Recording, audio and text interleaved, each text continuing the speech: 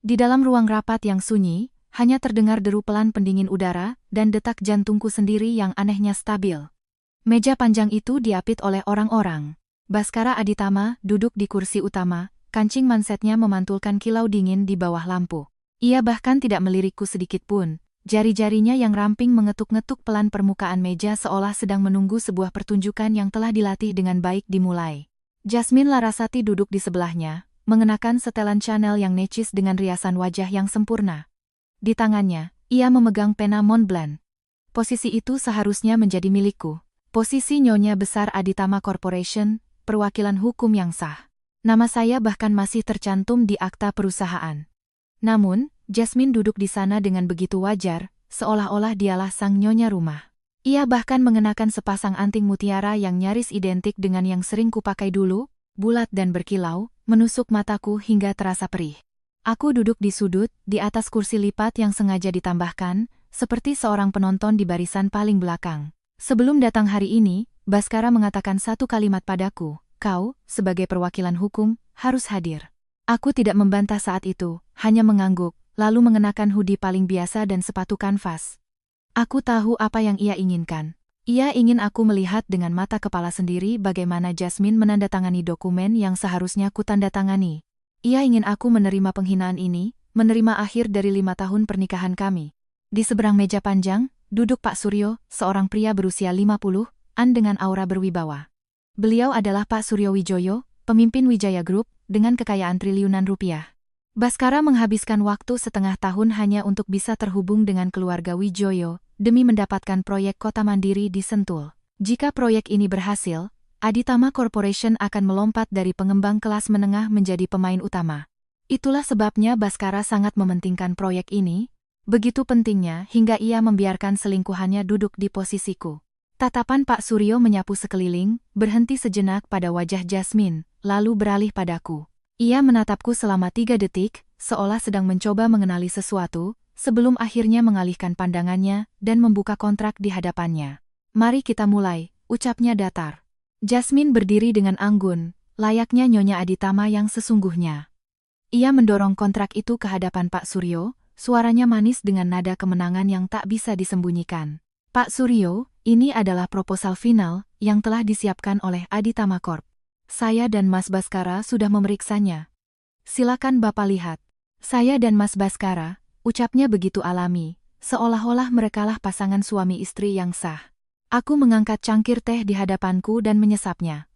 Teh melati berkualitas tinggi, meninggalkan rasa manis yang menenangkan. Aku menikmatinya perlahan, seolah sedang menonton drama yang sama sekali tidak ada hubungannya denganku. Baskara akhirnya menatapku, tatapannya dingin menusuk. Mungkin ia berharap menemukan kemarahan, kehancuran, atau histeria di wajahku, tapi ia tidak menemukan apapun.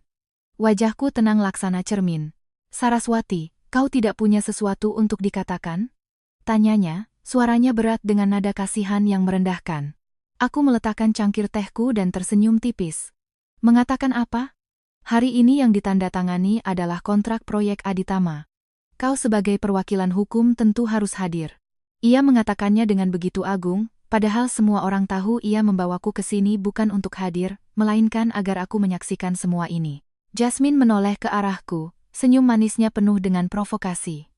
"Mbak Saras, tenang saja. Aku akan membantumu mengurus Aditama Corp dengan baik. Kamu sudah bekerja keras selama ini, sudah saatnya beristirahat." Yang ia maksud beristirahat adalah surat cerai yang diberikan Baskara padaku semalam.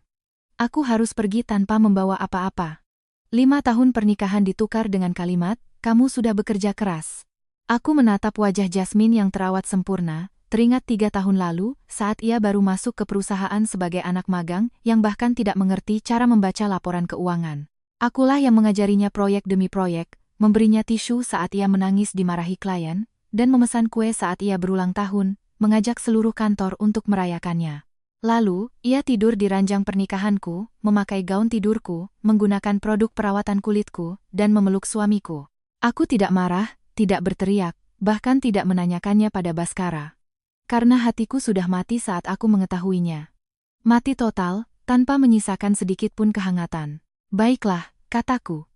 Suaraku tidak keras, tetapi terdengar sangat jelas di ruang rapat yang senyap itu. "Tanda tangani saja." Jasmine tertegun. Ia mungkin tidak menyangka aku akan setenang ini. Ia telah menyiapkan berbagai skenario untuk menghadapiku, bersiap untuk tetap anggun saat aku menangis dan meraung, bersiap untuk terlihat teraniaya saat aku memakinya. Tapi ia tidak menyangka aku akan berkata, "Baiklah," dengan santai, seolah sedang di pasar dan berkata pada penjual sayur, "Timbang saja." Baskara mengerutkan kening, sebersit ekspresi rumit melintas di matanya, tetapi dengan cepat kembali tenang. Ia mengangguk pada Jasmine. Jasmine mengambil pena, pergelangan tangannya bergerak lincah, saat ia membubuhkan tanda tangannya di halaman terakhir kontrak. Setiap goresannya memancarkan kepuasan yang luar biasa. Setelah selesai, ia mendorong kontrak itu ke hadapan Pak Suryo sambil tersenyum anggun. "Pak Suryo, sekarang giliran Anda." Pak Suryo tidak bergerak. Ia bersandar di kursinya, kedua tangan terlipat di depan dada. Tatapannya beralih dari kontrak ke wajah Jasmine, tatapan yang begitu tenang hingga membuat bulu kuduk merinding.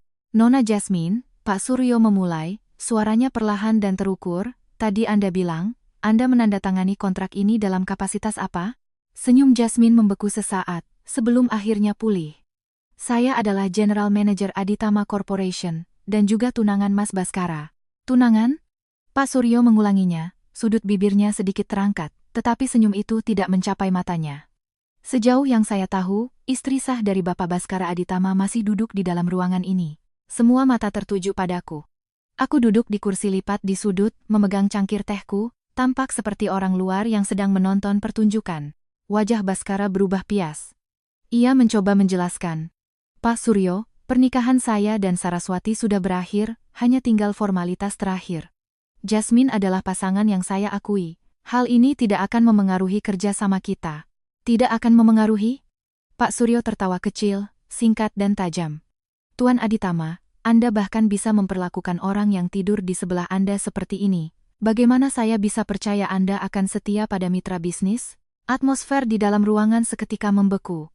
Wajah Baskara menjadi gelap gulita. Bibir merah Jasmine terkatup rapat, buku-buku jarinya memutih saat menggenggam pena. Pak Suryo perlahan menutup kontrak di hadapannya, gerakannya tidak terburu-buru, seolah sedang menutup sebuah buku yang tidak layak dibaca lagi. Lalu ia berdiri, dan tim Wijaya Group di belakangnya ikut berdiri serempak. "Tuan Aditama," suara Pak Suryo tidak tinggi, tetapi setiap katanya seperti paku yang menancap di telinga semua orang. "Putri saya kenapa tidak datang?" Kalimat itu seperti bom yang meledak di ruang rapat. Semua orang terkejut. Baskara terkejut, Jasmine terkejut, bahkan tim Wijaya Group pun saling berpandangan. Tanganku yang memegang cangkir teh sedikit gemetar, setetes teh tumpah ke punggung tanganku, panasnya menyadarkanku. "Putri." "Apa?" Baskara mengerutkan kening, ekspresinya berubah dari muram menjadi bingung. "Apa yang Anda maksud?" Pak Suryo tidak menjawab. Ia berbalik, tatapannya melintasi meja panjang, melewati semua orang, dan mendarat tepat padaku. Pada saat itu, seluruh ruangan menjadi begitu sunyi hingga aku bisa mendengar deru pendingin udara, kicauan burung di luar jendela, dan detak jantungku sendiri. Pak Suryo menatapku, berjalan selangkah demi selangkah. Sepatu kulitnya tidak bersuara di atas karpet, tetapi setiap langkahnya seolah menginjak jantung semua orang. Ia berhenti di hadapanku, membungkuk, dan mata yang telah melihat pasang surut dunia bisnis itu tiba-tiba memerah. "Saras," suaranya bergetar, sama sekali tidak ada sisa wibawa yang tadi ia tunjukkan. "Ayah sudah mencarimu selama 23 tahun. Cangkir teh terlepas dari tanganku, jatuh ke karpet dengan bunyi teredam. Teh tumpah membasahi sepatu kanvasku, tetapi aku tidak merasakan apa-apa. Aku hanya bisa melihat mata pria di hadapanku, rasa sakit dan penyesalan di matanya meluap seperti air pasang, menelanku seluruhnya." Jasmine tiba-tiba berdiri, keanggunannya hancur berkeping-keping. "Ini tidak mungkin. Bagaimana mungkin dia putri Pak Suryo? Dia hanya seorang yatim piatu, bahkan tidak punya orang tua." Wajah Baskara pucat seperti kertas. Ia menatap Pak Suryo, lalu menatapku, bibirnya bergerak-gerak tetapi tidak ada satu kata pun yang keluar. Pak Suryo menegakkan tubuhnya dan mengulurkan tangannya padaku. Tangan itu lebar dan kuat, ada bekas luka tipis di telapaknya. Belakangan ia memberitahuku, itu adalah bekas luka saat aku memecahkan vas bunga ketika berumur 3 tahun. "Saras, ayo pulang," katanya, suaranya dalam dan mantap. Aku mengangkat kepala, menatapnya, menatap pria asing yang mengaku sebagai ayahku ini. Aku ingin mengatakan sesuatu, tetapi tenggorokanku seolah tersumbat, tercekat hingga tak bisa bersuara. 23 tahun. Sejak usia 5 tahun aku tinggal di panti asuhan. Diadopsi. Dikembalikan. Diadopsi lagi. Dikembalikan lagi. Ibu angkatku bilang aku pembawa sial. Ayah angkatku bilang, aku punya nasib keras yang membawa malapetaka bagi kerabat. Aku tumbuh besar berjuang dari lapisan paling bawah. Saat menikah dengan Baskara Aditama, kupikir aku akhirnya punya rumah. Ternyata itu hanyalah sangkar yang lebih besar dan lebih indah. Ternyata aku punya rumah. Ternyata aku punya ayah. Aku meletakkan tanganku di telapak tangannya. Ia menggenggamnya erat, seolah takut aku akan menghilang lagi. Tangannya gemetar. Seorang taipan bisnis dengan kekayaan triliunan rupiah, tangannya gemetar. Ia menuntunku berjalan menuju pintu. Saat melewati Baskara, aku berhenti sejenak dan menatapnya. Wajahnya pucat pasi, matanya penuh dengan keterkejutan, kepanikan, dan sesuatu yang tidak ku mengerti. Jakunnya naik turun, bibirnya bergerak-gerak seolah ingin memanggil namaku. Aku tidak memberinya kesempatan. Baskara, aku tersenyum, senyum yang sangat tipis. Kontrak itu simpan saja. Sesuatu yang sudah kubuang bahkan tidak layak disebut sebagai kontrak lagi. Setelah mengatakan itu, aku berjalan keluar bersama Pak Suryo. Di belakangku, terdengar suara melengking Jasmine. Baskara. Apa yang sebenarnya terjadi? Bagaimana bisa dia? Pintu tertutup di belakangku, mengurung ruang rapat itu beserta 5 tahun penderitaan dan kesabaranku di dalamnya. Koridor itu panjang, dilapisi karpet abu-abu tua. Di kedua sisinya ada jendela kaca dari lantai ke langit-langit. Sinar matahari masuk dari luar, hangat menyinari tubuhku. Pak Suryo berjalan di sisiku, sangat pelan, setiap langkahnya menyesuaikan dengan langkahku. Ia terus menggenggam tanganku erat-erat, seolah jika ia melepaskannya, aku akan menghilang. Kami sampai di depan lift, ia menekan tombol turun. Saat pintu lift terbuka, aku melihat pantulan diriku di kaca. Hoodie, celana jeans, sepatu kanvas. Sangat berbeda dari semua orang di ruang rapat mewah tadi. Tapi ada sesuatu yang berbeda di mataku. Sesuatu yang sudah sangat lama tidak kulihat. Pintu lift terbuka, dan yang kulihat bukan hanya tempat parkir bawah tanah biasa. Sebuah jalan pribadi berlantai marmer terbentang hingga ke ujung, di mana sebuah Rolls-Royce hitam terparkir. Di samping mobil, seorang sopir parubaya berseragam berdiri. Melihat Pak Suryo, ia segera membukakan pintu mobil dan membungkuk, "Selamat datang, Pak Suryo." Ayahku tidak melepaskan tanganku. Ia menuntunku sampai ke pintu mobil, lalu menyingkir agar aku masuk lebih dulu. Gerakan itu begitu alami, seolah telah ia lakukan ribuan kali. Padahal ia baru saja menemukanku. Padahal kami terpisah selama 23 tahun. Aku duduk di kursi belakang, jok kulitnya empuk seperti awan. Aroma kayu aras yang samar memenuhi mobil. Ayah masuk dari sisi lain dan duduk di sebelahku, terpisah oleh sandaran tangan. Ia tidak mendekat, tidak terburu-buru mengakrabkan diri. Hanya duduk dengan tenang, kedua tangan di atas lutut, seolah sedang menahan sesuatu. Mobil keluar dari parkiran bawah tanah, sinar matahari membanjiri jendela. Aku menoleh, menatap pemandangan kota yang melesat mundur, pikiranku kusut masai. 23 tahun sebagai anak yatim piatu, 5 tahun pernikahan. Semua yang kuanggap kokoh hancur berkeping-keping dalam setengah jam sore ini. "Saras," ayah tiba-tiba memanggil, suaranya sangat lembut, seolah takut mengejutkanku. Aku menoleh padanya. Ia memegang ponsel, di layarnya ada sebuah foto. Foto seorang wanita mengenakan sweater kuning, rambutnya sudah memutih tetapi auranya sangat anggun, duduk di kursi rotan di taman, tersenyum lembut ke arah kamera. "Ini ibumu," katanya dengan hati-hati. "Kondisinya kurang baik. Selama ini ia terus mencarimu. Saat aku mendapat kabar, aku tidak berani memberitahunya, takut ia akan kecewa lagi." Ia berhenti sejenak, jakunnya bergerak. Kali ini, akhirnya bukan kekecewaan. Aku menatap senyum wanita asing di foto itu, perasaan yang tak terlukiskan muncul di hatiku. "Ibu."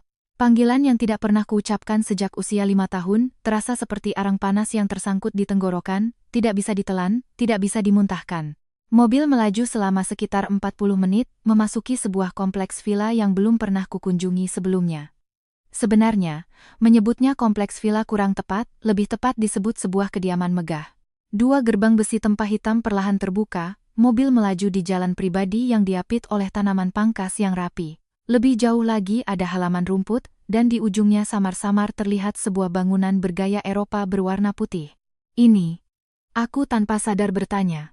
Rumah, jawab ayah singkat dan tegas. Mobil berhenti di depan gedung utama. Sopir bergegas membukakan pintu. Begitu aku melangkahkan satu kaki keluar, aku melihat seseorang berdiri di tangga. Wanita di dalam foto. Ia mengenakan sweater kuning yang sama, rambutnya tertata rapi. Kedua tangannya terkepal di depan dada, kuku-kukunya menancap ke telapak tangannya. Matanya besar dan memerah, seolah sudah lama menangis, tetapi berusaha keras menahannya. Ia berdiri di tangga, tubuhnya sedikit condong ke depan, seolah ingin berlari tetapi tidak berani bergerak, takut semua ini hanya ilusi. Ayah berjalan ke sisiku, dengan lembut mendorong punggungku. Telapak tangannya hangat dan kuat. Pergilah. Aku menaiki tangga. 1, 2, 3 langkah. Setiap langkah terasa seperti menginjak kapas.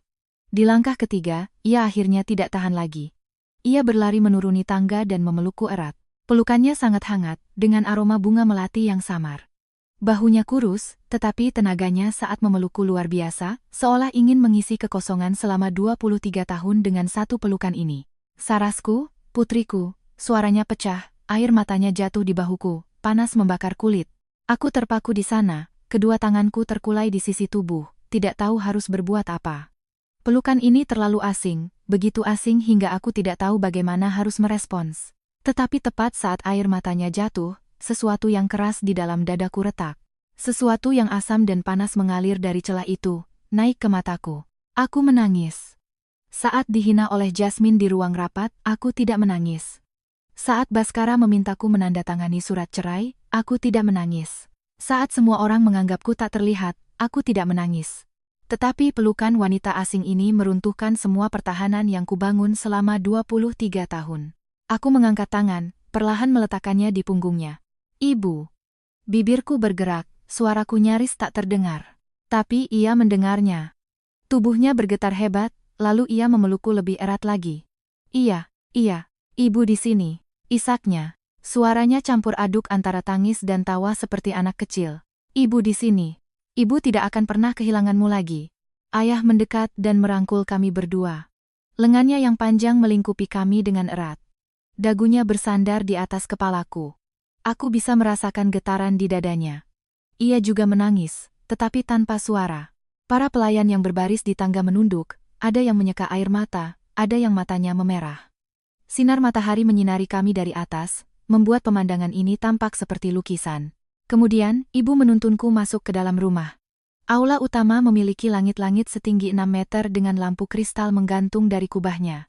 Lukisan-lukisan besar tergantung di dinding, dan lantai marmer Italia mengilap hingga memantulkan bayangan kami. Tapi bukan itu yang pertama kali menarik perhatianku. Yang pertama kali kulihat adalah apa yang ada di atas meja kopi. Sebuah bingkai foto berisi fotoku saat berusia 5 tahun. Hitam putih, tepinya sudah menguning, dibingkai dengan sangat apik dan bebas debu. Di foto itu, aku dikuncir dua, tersenyum riang ke arah kamera. Itu adalah foto pertamaku di panti asuhan, disalin dari arsip panti, dan diletakkan di tempat paling mencolok di ruang tamu keluarga Wijoyo. Di meja kopi juga ada yang lain. Sebuah album foto yang sudah usang, penuh dengan fotoku. Dari usia 5, 15, hingga 25 tahun. Setiap lembarnya adalah salinan buram yang dikumpulkan dari berbagai sumber, beberapa bahkan hanya foto dari belakang. Ada juga sebuah peta, penuh dengan tanda lokasi panti asuhan di seluruh negeri. Banyak tempat yang dilingkari dengan tinta merah berulang kali. Selama ini, ayahmu sudah mendatangi semua panti asuhan di seluruh Indonesia, ibu berkata sambil duduk di sisiku, masih menggenggam tanganku, enggan melepaskannya. Setiap kali ada kabar, kami langsung pergi. Setiap kali, kami kecewa. Kakakmu, Bima, juga pergi ke banyak tempat. Suatu kali ia kecelakaan di jalan tol, 2 tulang rusuknya patah, dirawat di rumah sakit selama setengah bulan. Saat bercerita, air matanya jatuh lagi. Ia menyekanya dengan sapu tangan dan tersenyum sambil menggeleng. Sudahlah, jangan bicarakan itu. Yang penting kau sudah kembali. Sudah kembali. Aku menatap album foto dan peta itu, hatiku serasa dihantam sesuatu yang keras. Ternyata selama ini bukan tidak ada yang menginginkanku. Ternyata saat aku merasa dibuang oleh seluruh dunia, ada sekelompok orang yang mencariku ke seluruh penjuru dunia. Kakak? Tanyaku, suaraku sedikit bergetar. Bima ada di kantor, ayah menghampiri dan duduk di sofa seberang kami. Matanya masih merah, tetapi nadanya sudah kembali tenang. Dia dengar kau sudah ditemukan, hampir saja langsung menyerbu ke kantor Aditama. Aku melarangnya, menyuruhnya menunggumu pulang dulu. Saat menyebut Aditama, ekspresinya berubah sekejap, dingin menusuk seperti angin malam. Saras, ia menatapku, tatapannya dalam dan serius. Ayah tahu semua penderitaan yang kamu alami di keluarga Aditama. Bagaimana Baskara memperlakukanmu, bagaimana wanita bernama Jasmine itu memperlakukanmu, bagaimana seluruh keluarga Aditama memperlakukanmu. Hutang-hutang ini akan kita tagih satu persatu, perlahan-lahan. Ibu menggenggam tanganku lebih erat, jemarinya yang ramping dan lembut kini terasa kuat, seolah memberiku kekuatan. Tidak ada yang boleh menyakiti putriku. Dulu ibu tidak ada untuk melindungimu, sekarang ibu ada. Aku menatap mereka, menatap pasangan suami istri, yang telah menghabiskan separuh hidup mereka untuk mencariku. Retakan di hatiku semakin membesar. Arus hangat mengalir dari sana, membersihkan semua luka dan kehinaan di masa lalu. Matahari terbenam di luar jendela. Lampu kristal di ruang tamu menyala, menerangi seluruh aula dengan cahaya keemasan. Pelayan menyajikan makan malam. Ibu tidak henti-hentinya menaruh lauk di piringku, seolah ingin memberiku makan untuk 23 tahun dalam satu malam. Ayah duduk di seberang, tidak banyak bicara, hanya menatapku dengan tenang, tatapannya penuh dengan kehati-hatian karena telah menemukan kembali apa yang hilang. Rumah ini terlalu besar. Besar hingga aku merasa sekecil butiran debu. Tapi rumah ini juga terlalu kecil, kecil hingga semua cinta terkonsentrasi di satu meja makan, melimpah ruah di hadapanku. Setelah makan malam, ibu secara pribadi mengantarku ke kamarku. Saat pintu terbuka, aku tertegun. Itu adalah kamar yang ditata seperti kamar seorang putri. Dinding merah muda, ranjang putri bergaya Eropa berwarna putih.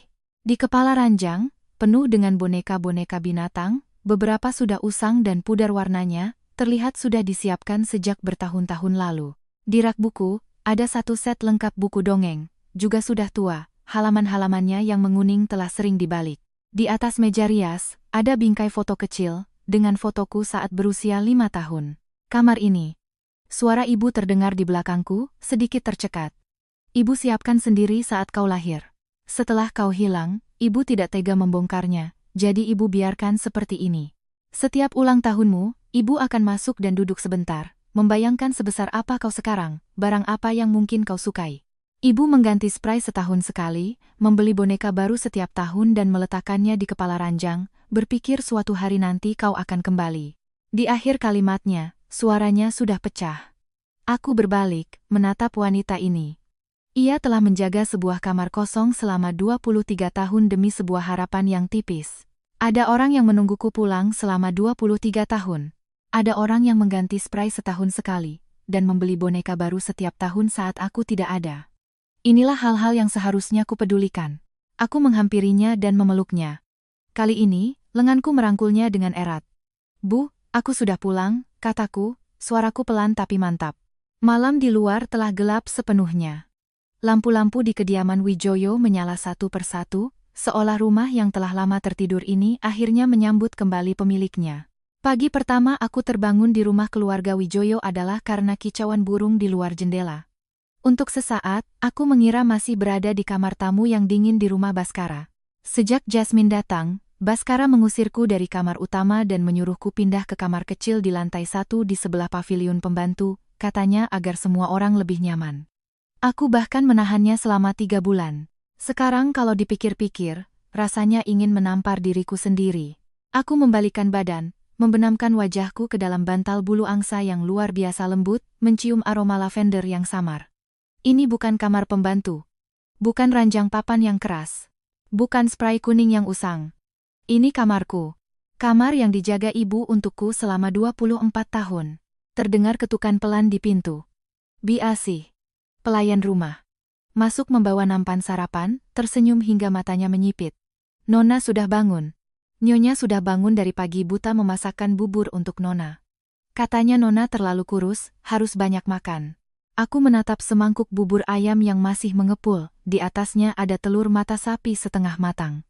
Di sampingnya ada 6 piring kecil lauk pauk yang tertata cantik, mangkuk porselen biru putih, sumpit perak, serbet yang dilipat menjadi bentuk angsa. Seumur hidupku yang ke-28 tahun, ini pertama kalinya seseorang membawakan sarapan ke tempat tidurku. Setelah sarapan dan turun ke bawah, ibu sudah menunggu di ruang tamu. Hari ini ia mengenakan kebaya sutra berwarna hijau zamrud, rambutnya disanggul, dan ia mengenakan sepasang anting mutiara. Auranya begitu anggun dan berkelas. Melihatku turun, ia langsung berdiri dan mengamatiku dari atas ke bawah, keningnya sedikit berkerut. "Saras, pakaianmu ini." Tatapannya jatuh pada hoodie usang yang sudah kupakai selama 3 tahun, sebersit rasa kasihan melintas di matanya. Ayah mengangkat kepalanya dari koran, melirikku sekilas, lalu meletakkan korannya. "Atur untuk putri kita. Ganti semuanya dari ujung rambut sampai ujung kaki dengan yang baru." Itulah kalimat yang ditunggu-tunggu ibu. Ia menarik tanganku sambil tersenyum lebar. "Ayo, ibu antar kamu ke ruang ganti." Kupikir ruang ganti yang ia maksud adalah lemari kecil di dalam kamar tidur. Saat ia membawaku ke sebuah ruangan di lantai 3 yang luasnya mencapai 200 meter persegi, barulah aku sadar betapa naifnya aku. Keempat dindingnya adalah lemari kaca dari lantai ke langit-langit, dipenuhi koleksi terbaru dari berbagai merek terkenal, banyak yang labelnya bahkan belum dilepas. "Ini semua dipesankan oleh kakakmu setiap bulan dari peragaan busana besar," katanya. Kalau suatu hari adiknya pulang, sudah ada baju baru yang menunggunya. Ibu menunjuk ke deretan setelan adibusana Chanel, nadanya biasa saja seolah sedang membicarakan cuaca. Katanya, "Adikku pasti sudah banyak menderita di luar sana. Setelah pulang, semuanya harus yang terbaik." Aku menatap pakaian-pakaian itu, teringat bagaimana setiap kali Baskara membelikan tas untuk Jasmine, ia hanya melemparkan beberapa ratus ribu rupiah padaku dan menyuruhku belanja sendiri. Aku tersenyum dingin dalam hati. Ibu memilihkan setelan berwarna krem untukku, dipadukan dengan sepatu hak tinggi berwarna senada. Setelah berganti, aku berdiri di depan cermin dan nyaris tidak mengenali diriku sendiri. Orang di cermin itu memiliki postur tubuh yang jenjang dan aura yang berkelas. Sama sekali tidak ada jejak wanita lusuh kemarin. "Cantik," ibu bertepuk tangan, matanya berkaca-kaca. "Putriku memang cantik." Pukul 10 pagi, ayah mengirim mobil untuk mengantarku ke rumah Baskara untuk mengemasi barang-barangku. Ia ingin menemaniku, tapi aku menolaknya. Ada beberapa hal yang ingin kuselesaikan sendiri. Sopir mengendarai Maybach perak dengan nomor polisi pilihan 4 angka kembar, nomor khusus keluarga Wijoyo, yang dikenal oleh hampir seluruh kota. Saat mobil berhenti di depan villa keluarga Aditama, aku melihat tirai jendela tetangga sebelah bergerak. Seseorang sedang mengintip. Aku belum sempat turun saat pintu utama rumah terbuka dari dalam. Yang pertama kali keluar adalah mantan ibu mertuaku, Ibu Ratna. Ia mengenakan daster bunga-bunga andalannya, memakai sandal jepit, dan ekspresinya seperti melihat hantu. Di belakangnya ada adik iparku, Dina Aditama, masih memegang ponsel, sepertinya baru saja selesai menelepon.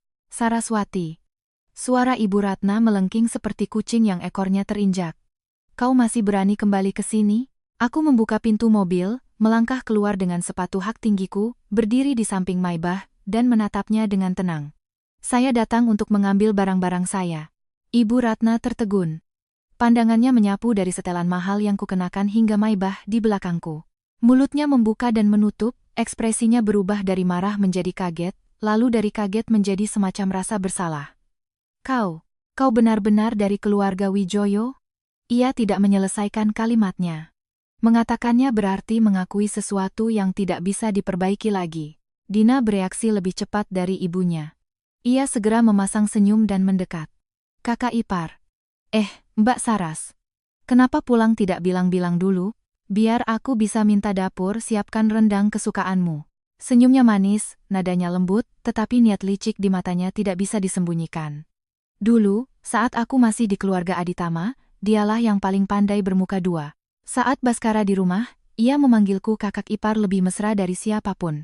Begitu Baskara pergi, ia akan mengejekku bersama Jasmine karena tidak bisa berdandan, tidak pantas berada di acara-acara kelas atas, dan tidak sepadan dengan kakaknya. Aku menatap wajahnya yang penuh senyum palsu. "Tidak perlu. Saya hanya mengambil barang lalu pergi." Selesai berkata, aku langsung melewatinya, mendorong pintu rumah Aditama, dan masuk. Ruang tamu itu masih sama, sofa itu masih sama. 3 bulan lalu, di sofa inilah, aku melihat dengan mata kepala sendiri Jasmine turun dari lantai 2 mengenakan gaun tidurku, menguap, dan berkata, "Mbak, Mas Baskara semalam lelah sekali, jangan diganggu ya." Saat itu, Ibu Ratna duduk di seberangku sambil makan kuaci. Mendengar itu, bukannya memarahi Jasmine yang tidak tahu malu, ia malah melirikku sinis dan berkata, namanya juga laki-laki, wajar punya teman dekat di luar. Kamu sendiri tidak bisa punya anak, masa tidak membiarkan orang lain membantunya? Tidak bisa punya anak, sialan. 5 tahun menikah dengan keluarga Aditama, 2 tahun pertama Baskara bilang ingin fokus pada karier dan tidak mau punya anak. 3 tahun berikutnya, ia sama sekali tidak menyentuhku. Aku bahkan tidak punya kesempatan untuk hamil. Tapi di mulut Ibu Ratna, semua itu menjadi dosaku, menjadi pembenaran atas perselingkuhan putranya. Aku menarik napas dalam-dalam, menekan emosi yang bergejolak, dan berjalan lurus ke kamar kecil tempatku tinggal. Begitu pintu terbuka, amarahku memuncak. Semua barang di dalam kamar berantakan. Pintu lemari terbuka, pakaianku dilempar ke lantai dengan bekas injakan yang jelas, sprei ditarik paksa, kasur miring. Kotak kayu yang kusimpan di nakas dibongkar paksa, isinya berserakan. Kotak kayu itu adalah satu-satunya kenang-kenanganku. Isinya adalah gelang benang merah yang kupakai saat kecil di panti asuhan. Sebuah koin tembaga entah dari siapa yang kutemukan di barang-barangku, dan sebuah foto tua yang sudah menguning. Foto itu buram, menunjukkan punggung seorang wanita yang menggendong bayi. Ini adalah satu-satunya petunjukku untuk menemukan orang tua kandungku, akarku di dunia ini. Tapi sekarang, semua itu dibuang seperti sampah di lantai. Koin tembaganya entah menggelinding kemana. Fotonya terinjak, meninggalkan bekas sepatu yang jelas. Aku berjongkok, jemariku gemetar saat memungut foto itu. Aku membersihkan debunya dengan lengan bajuku. Bekas injakan itu tidak bisa hilang, seolah sengaja diinjak dengan keras, menancap dalam di kertas foto. Langkah kaki terdengar di belakangku. Dina bersandar di kusen pintu, nadanya ringan. Oh, itu. Kemarin Mbak Jasmine beres-beres, tidak sengaja menjatuhkannya. Kau tahu, kan, suasana hatinya sedang buruk. Wijaya Group menarik investasi, proyek kakakku bisa gagal. Wajar kalau dia melampiaskannya sedikit. Ia berhenti sejenak. Lalu menambahkan. Lagi pula kau kan sudah jadi nona besar keluarga Wijoyo, buat apa menyimpan barang rongsokan seperti ini? Aku menggenggam foto itu, perlahan berdiri, dan berbalik menatap Dina. Tadi kau bilang Jasmine yang memberantakannya? Suaraku sangat tenang, begitu tenang hingga senyum di wajah Dina membeku. Ia mungkin belum pernah melihatku dengan ekspresi seperti ini. Saraswati yang dulu selalu menunduk dan pasrah di keluarga Aditama, dipukul tak melawan, dicaci tak membalas. Bahkan jika dihina terang-terangan, ia hanya akan menunduk dan pergi diam-diam. Tapi itu Saraswati yang dulu. Saraswati yang sekarang adalah putri keluarga Wijoyo. Iya, Dina tanpa sadar mundur setengah langkah, dia juga tidak sengaja. Aku tidak menunggunya selesai. Aku mendorongnya minggir dan melangkah cepat ke lantai 2. Dina menjerit di belakangku, mau apa kau? Itu kamar Mbak Jasmine. Kau tidak boleh masuk. Aku mendorong pintu kamar utama hingga terbuka. Kamar ini pernah menjadi kamar pengantinku. Aku dan Baskara sendiri yang memilih spray dan gordennya, yang kupilih dengan penuh pertimbangan selama 3 bulan. Gaun pengantinku bahkan masih tergantung di bagian paling dalam lemari pakaian. Sekarang, semua itu hilang. Digantikan oleh barang-barang Jasmine. Kosmetiknya memenuhi meja rias, pakaiannya memenuhi lemari. Ia bahkan memasang spray berwarna merah, menyala di ranjang pernikahan kami, seolah mengumumkan pada dunia bahwa nyonya rumah ini telah berganti. Jasmine tidak ada, tetapi di meja riasnya ada sebuah kotak perhiasan yang terbuka. Aku langsung mengenali isinya. Gelang giok itu adalah hadiah pernikahan dari seorang teman lama ayahku. Meskipun saat itu aku belum kembali ke keluarga Wijoyo, paman itu adalah sahabat karib ayah angkatku. Gelang itu ia dapatkan setelah 3 kali pergi ke pedalaman Kalimantan, giok tua berkualitas terbaik. Di surat cerai tertulis aku harus pergi tanpa membawa apa-apa, tapi gelang ini adalah milik pribadiku, tidak ada hubungannya dengan keluarga Aditama. Aku mengambil gelang itu dan mengenakannya di pergelangan tanganku. Giok yang dingin menempel di kulitku, seperti sebuah pernyataan tanpa suara. Apa yang kau lakukan? Itu milik Mbak Jasmine. Dina menyusul dan melihatku mengambil gelang itu, wajahnya pucat pasi. Miliknya? Aku berbalik dan tersenyum padanya. Ini hadiah dari teman ayah angkatku. Kwitansinya masih ada padaku. Mau kita panggil pengacara untuk memastikan kepemilikannya? Dina terdiam, wajahnya memerah karena malu dan marah. Dari lantai bawah terdengar suara pintu terbuka dan langkah kaki, disusul suara Ibu Ratna. Baskara, kau akhirnya pulang. Cepat ke atas, lihat. Saraswati sudah gila. Dia mau merampok barang-barang Jasmine. Aku berdiri di koridor lantai 2, menatap ke bawah ke arah pintu. Baskara berdiri di sana, jasnya tersampir di lengan, dasinya longgar di leher. Wajahnya menunjukkan kelelahan karena tidak tidur semalaman. Saat ia mengangkat kepala dan melihatku, ia membeku di tempat. Mata kami bertemu. Di matanya, berkecamuk emosi yang tidak ku mengerti. Terkejut, bersalah, marah, menyesal. Terlalu banyak emosi bercampur aduk hingga ekspresinya menjadi aneh.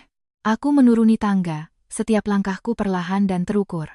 Setelan kremku membentuk siluet tubuhku dengan sempurna. Sepatu hak tinggiku beradu dengan lantai marmer, menciptakan suara ketukan yang renyah. Gelang giok di pergelangan tanganku berkilau lembut di bawah cahaya lampu. Tatapan Baskara beralih dari wajahku, ke pakaianku, lalu ke gelang di tanganku, dan akhirnya mendarat pada Maibah yang terparkir di luar. Wajahnya berubah beberapa kali. Saras, panggilnya. Suaranya jauh lebih rendah dari kemarin di ruang rapat, dengan nada yang sengaja ditahan. Kita perlu bicara. Bicara apa? Aku berhenti di anak tangga terakhir, satu tingkat lebih rendah darinya, tetapi auraku seolah jauh lebih tinggi. Kemarin itu. Jakunnya bergerak. Aku tidak tahu kau putri Pak Suryo. Kalau aku tahu. Kalau kau tahu. Aku memotongnya, nadaku datar seolah sedang membahas cuaca. Kau tidak akan membiarkan Jasmine menandatangani kontrak itu? Tidak akan menyuruhku tidur di kamar pembantu? Tidak akan menyentuhku selama 3 tahun tapi membiarkanku menanggung hinaan sebagai wanita mandul? Tidak akan membiarkan ibumu dan adikmu bersekongkol menghinaku? Ia membuka mulut, tetapi tidak ada satu kata pun yang keluar. Ibu Ratna di sampingnya menjadi panik, mendorong Baskara. Baskara, buat apa kau bicara seperti itu padanya? Dia sekarang orang dari keluarga Wijoyo, tidak akan baik pada kita lagi. Proyek kita sudah dihancurkannya. Cepat minta tolong padanya. Minta tolong. Nada Ibu Ratna sama sekali tidak terdengar seperti meminta tolong, lebih seperti memerintah. Ia mungkin masih menganggapku sebagai Saraswati yang dulu, yang tidak akan melawan, yang akan luluh hanya dengan kerutan dahi Baskara, yang akan mengangguk setuju untuk menyelamatkan proyek putranya jika ia memohon sedikit. Konyol. Aku menatap Baskara, menatap pria yang pernah kucintai selama 5 tahun, yang pada akhirnya mendorongku ke dalam jurang. Wajahnya masih sama seperti dalam ingatanku, tetapi saat ini terlihat begitu asing, seolah terhalang oleh lapisan kaca yang kotor. Baskara, aku memberimu satu kesempatan terakhir, suaraku jernih, dan setiap katanya terdengar jelas. Sekarang, di depan semua orang, jelaskan siapa Jasmine itu. Jelaskan penderitaan apa yang kualami di keluarga Aditama. Lalu, berlutut dan minta maaf. Wajahnya berubah. Wajah Ibu Ratna juga berubah.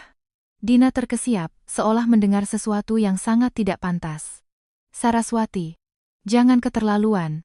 Suara Baskara menjadi berat, sebersit amarah melintas di matanya. Aku tertawa. Tentu saja. Pria yang mati-matian menjaga gengsi. Sampai di titik ini pun ia masih merasa dirinya paling superior, merasa bahwa memberiku sedikit kelonggaran adalah anugerah terbesar. Baiklah, aku mengangguk dan berjalan melewatinya menuju pintu. Saat aku berada di sisinya, ia tiba-tiba meraih pergelangan tanganku. Cengkeramannya sangat kuat, membuat tulangku terasa sakit. Saras, ia merendahkan suaranya, bibirnya nyaris menyentuh telingaku. Jangan pikir setelah kembali ke keluarga Wijoyo kau bisa berbuat seenaknya. Wijaya Group memang besar, tapi mereka bergerak di bidang properti. Keluarga Aditama juga bukan lawan yang mudah. Kau membuat Wijaya Group menarik investasi.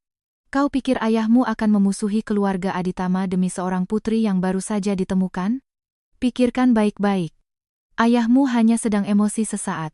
Tunggu sampai dia tenang, kau akan tahu dia tidak akan. Kalimatnya terputus karena suara rem mobil yang mendadak terdengar dari luar, melengking dan tajam seperti pisau menggores baja. Disusul oleh serangkaian suara pintu mobil ditutup serempak, dengan ritme yang terlatih. Aku menoleh. Melalui pintu rumah Aditama yang terbuka, aku melihat 5 mobil Mercedes hitam terparkir berderet, memblokir jalan masuk rumah. Pintu mobil Rolls-Royce di paling depan terbuka, sebuah sepatu kulit mengilap menjejak tanah, diikuti oleh celana setelan yang rapi, lalu kaki yang jenjang. Seorang pria keluar dari mobil, usianya sekitar awal 30-an, tinggi dan tegap, mengenakan setelan biru tua yang dibuat khusus. Rambutnya tertata rapi, dan ia mengenakan kacamata tanpa bingkai di hidungnya. Wajahnya 50% mirip dengan ayah, tetapi garis-garis wajahnya lebih tajam, seolah dipahat. Seluruh tubuhnya memancarkan aura "jangan ganggu aku". Ia melepas kacamatanya, mengelapnya perlahan, lalu mengangkat kepala. Tatapannya melintasi halaman, melewati pintu, dan mendarat tepat pada tangan Baskara yang mencengkeram pergelangan tanganku. Baskara Aditama, suaranya tidak keras, tetapi mengandung nada yang membuat punggung merinding, seperti bilah pisau dingin yang menyentuh leher di musim dingin. Lepaskan tangan kotormu dari adikku, Bima Suryaputra. Kakakku yang pernah mengalami kecelakaan di jalan tol hingga 2 tulang rusuknya patah saat mencariku. Ia akhirnya datang.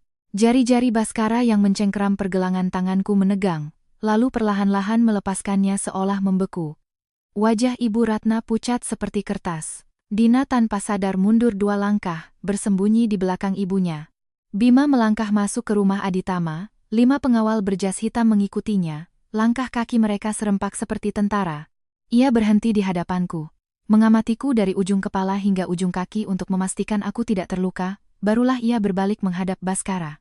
Ia lebih tinggi setengah kepala dari Baskara, menatapnya dari atas dengan senyum sinis di sudut bibirnya. Tuan Aditama, kemarin di ruang rapat, kau membiarkan adikku duduk di kursi lipat di sudut. Ia berbicara dengan nada santai, seolah sedang mengobrol. Kalau begitu hari ini, seluruh keluargamu berlutut dan meminta maaf pada adikku, itu tidak berlebihan, kan? Wajah Baskara menjadi hitam pekat. Bima Suryaputra, kau. Aku kenapa? Bima memiringkan kepalanya, senyumnya tidak berubah, tetapi matanya tiba-tiba menjadi dingin. Hutang keluargamu pada adikku, hutang pada keluarga Wijoyo, akan kutagih semuanya beserta bunganya, tidak kurang 1 sen pun. Kau pikir dengan penarikan investasi semuanya selesai? Baskara Aditama, permainan baru saja dimulai. Setelah mengatakan itu, ia tidak lagi memandang Baskara. Ia menoleh padaku, nadanya langsung melembut. Saras, mobil sudah menunggu di luar. Kakak antar kau pulang. Aku menatapnya, lalu menatap Baskara. Wajah Baskara pucat pasi, tinjunya terkepal erat, tetapi ia tidak mengatakan sepatah kata pun lagi. Tunggu sebentar, kataku. Aku berbalik, naik ke lantai atas, kembali ke kamar utama itu. Dulu kamar pengantinku, sekarang wilayah kekuasaan Jasmine. Aku membuka lemari paling dalam, dari bagian paling bawah aku mengeluarkan sebuah amplop coklat. Di dalamnya ada seluruh hartaku selama 5 tahun ini, KTP, kartu keluarga, beberapa kartu bank, dan surat cerai yang diminta Baskara untuk kutandatangani. Aku mengeluarkan surat cerai itu, membuka ke halaman terakhir. Di sana Baskara sudah menandatanganinya. Di sampingnya, ada tempat kosong untukku. Aku mengambil pena dan menandatangani namaku sendiri di tempat kosong itu. 1 goresan, 2 goresan, tegas dan lugas.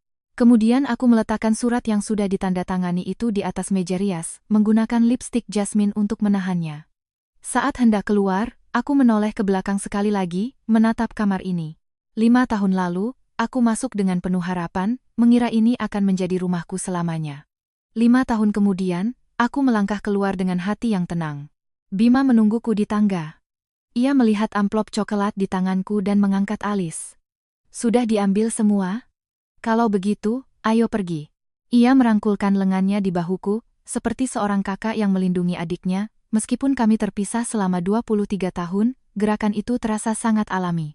Saat kami melangkah keluar dari pintu rumah Aditama, di luar entah sejak kapan sudah berkumpul banyak orang. Pembantu dari tetangga sebelah, ibu-ibu yang sedang jalan pagi, satpam kompleks, semuanya menjulurkan leher melihat ke arah kami. 5 mobil Mercedes hitam berjejer, pemandangan yang langka tidak hanya di kompleks ini, tetapi di seluruh kota. Aku masuk ke mobil Bima, duduk di kursi penumpang depan. Ia menyalakan mesin. Aku tidak meneteskan air mata, tidak ragu-ragu, tidak menoleh ke belakang. Kemudian ia menyuruh orang menggeledah kamar tamu itu luar dalam. Lemari kosong, meja rias kosong, di atas nakas tidak ada apa-apa kecuali sebuah gelas berisi sisa air. Cincin 3 karat itu diletakkan di atas nakas di kamar utama, berliannya menghadap ke atas, memantulkan cahaya putih dingin. Di bawah cincin itu ada secarik kertas. Di kertas itu hanya ada 5 kata, aku tidak menginginkanmu lagi. Itu dicetak, bukan tulisan tangan. Aku sengaja menggunakan printer karena tulisan tangan membawa emosi, sedangkan tulisan dari printer terasa dingin seperti sebuah kontrak. Pradipta meremas kertas itu menjadi bola, lalu membukanya lagi, lalu meremasnya lagi. Kertas itu menjadi kusut di tangannya. Saat dibuka kembali, Tulisan di atasnya sudah kabur, luntur oleh keringat dari telapak tangannya. Cari dia. Ia membanting kertas itu ke meja. Suaranya serak seperti amplas menggores besi. Geledah seluruh kota. Tapi temukan dia. Asistennya bertanya, Pak Pradipta, perlukah kita lapor polisi? Pradipta terdiam lama. Lapor apa? Suaranya tiba-tiba merendah. Dia tidak hilang. Dia pergi. Ia akhirnya mengatakannya. Dia pergi. Bukan diculik, bukan kecelakaan, bukan hilang. Dia hanya mengemasi barang-barangnya, melepaskan cincinnya, dan pada pukul 2 dini hari mengendarai mobil meninggalkan hidupnya, bersih dan tuntas. Sementara itu, aku berada di apartemen seluas 300 meter persegi milik Lukas Hartono, meringkuk di sofa bludru biru tua. Di samping kakiku ada secangkir teh panas, dan di tanganku ada sebuah dokumen. Dokumen itu diantar oleh asisten Lukas. Sampulnya bertuliskan laporan analisis proyek Koridor Selatan, Wibisana Corp. Aku membukanya. Halaman pertama penuh dengan data dan grafik yang padat. Semuanya menunjuk pada satu kesimpulan, investasi Wibisana Corp di lahan Koridor Selatan memiliki risiko yang sangat besar. Tanah itu adalah tanah yang aku negosiasikan. Pradipta mengira ia telah memenangkan hak pengembangan eksklusif. Ia tidak tahu bahwa di bawah tanah itu ada jalur MRT yang sedang direncanakan. Sesuai dengan rencana tata kota, pintu masuk dan keluar stasiun MRT akan memakan sepertiga dari luas proyek. Begitu rencana itu diumumkan, seluruh proposal pengembangan Wibisana Corp harus dirombak total. Investasi awal ratusan miliar rupiah akan hangus begitu saja. Aku sudah menemukan masalah ini di meja perundingan.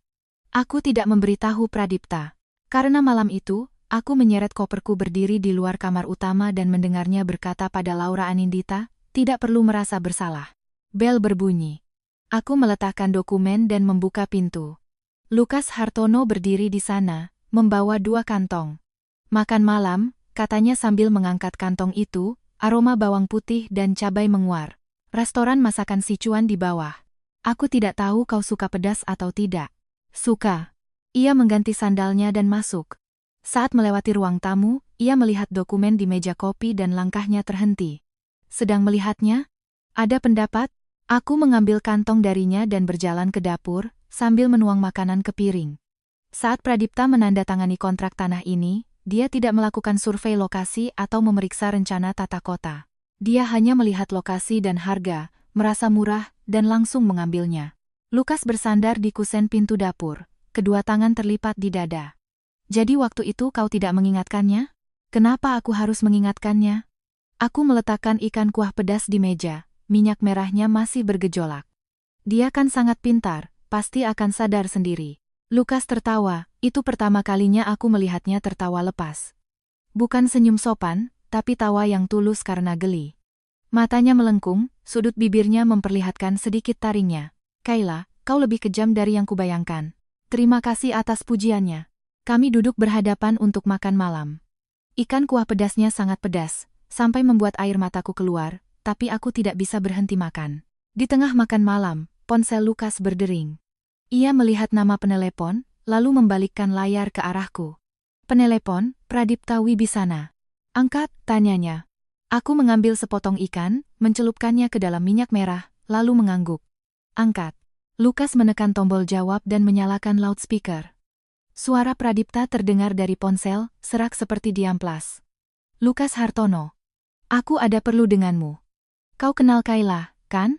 Kalian teman sekelas di sekolah bisnis. Apa dia menghubungimu? Lukas melirikku. Aku mengambil sepotong daging ikan, memasukkannya ke mulut, dan mengangguk padanya. Pernah. Telepon di seberang tiba-tiba hening. Lalu terdengar napas Pradipta yang terengah-engah. Di mana dia? Kau pikir aku akan memberitahumu? Lukas Hartono. Suara Pradipta tiba-tiba meninggi. Dia tunanganku. Benarkah? Suara Lukas tidak beriak. Lalu kenapa tunanganmu pindah dari rumahmu tengah malam? Telepon di seberang kembali hening. Hening yang sangat lama, sampai kupikir Pradipta sudah menutup telepon. Lalu suaranya terdengar lagi, kali ini jauh lebih rendah, seolah tertahan sesuatu. Apa yang dia katakan padamu? Dia bilang, dia tidak menginginkanmu lagi. Setelah mengatakan itu, Lukas menutup telepon, membalikkan ponselnya, dan meletakkannya dengan layar menghadap ke bawah di atas meja. Makan. Aku menunduk menatap ikan kuah pedas di mangkukku. Minyak merahnya memantulkan cahaya lampu di atas kepala.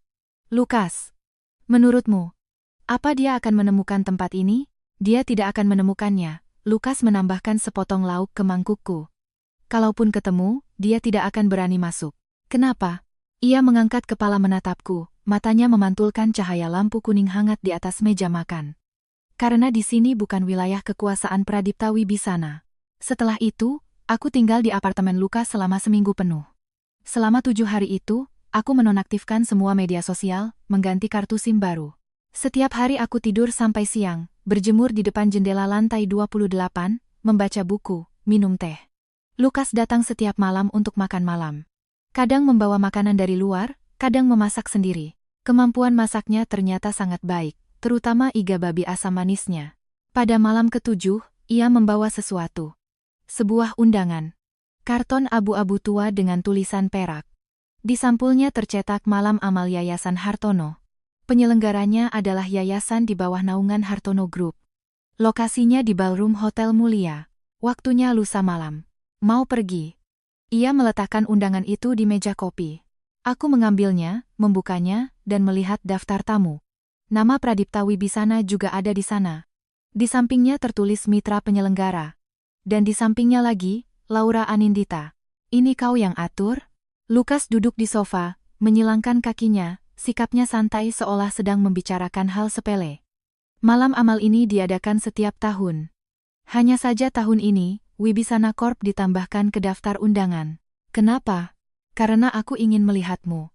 Ia menatapku, matanya memantulkan cahaya lampu. Maka pakailah ini. Aku membuka sebuah kotak. Di dalamnya ada seuntai kalung.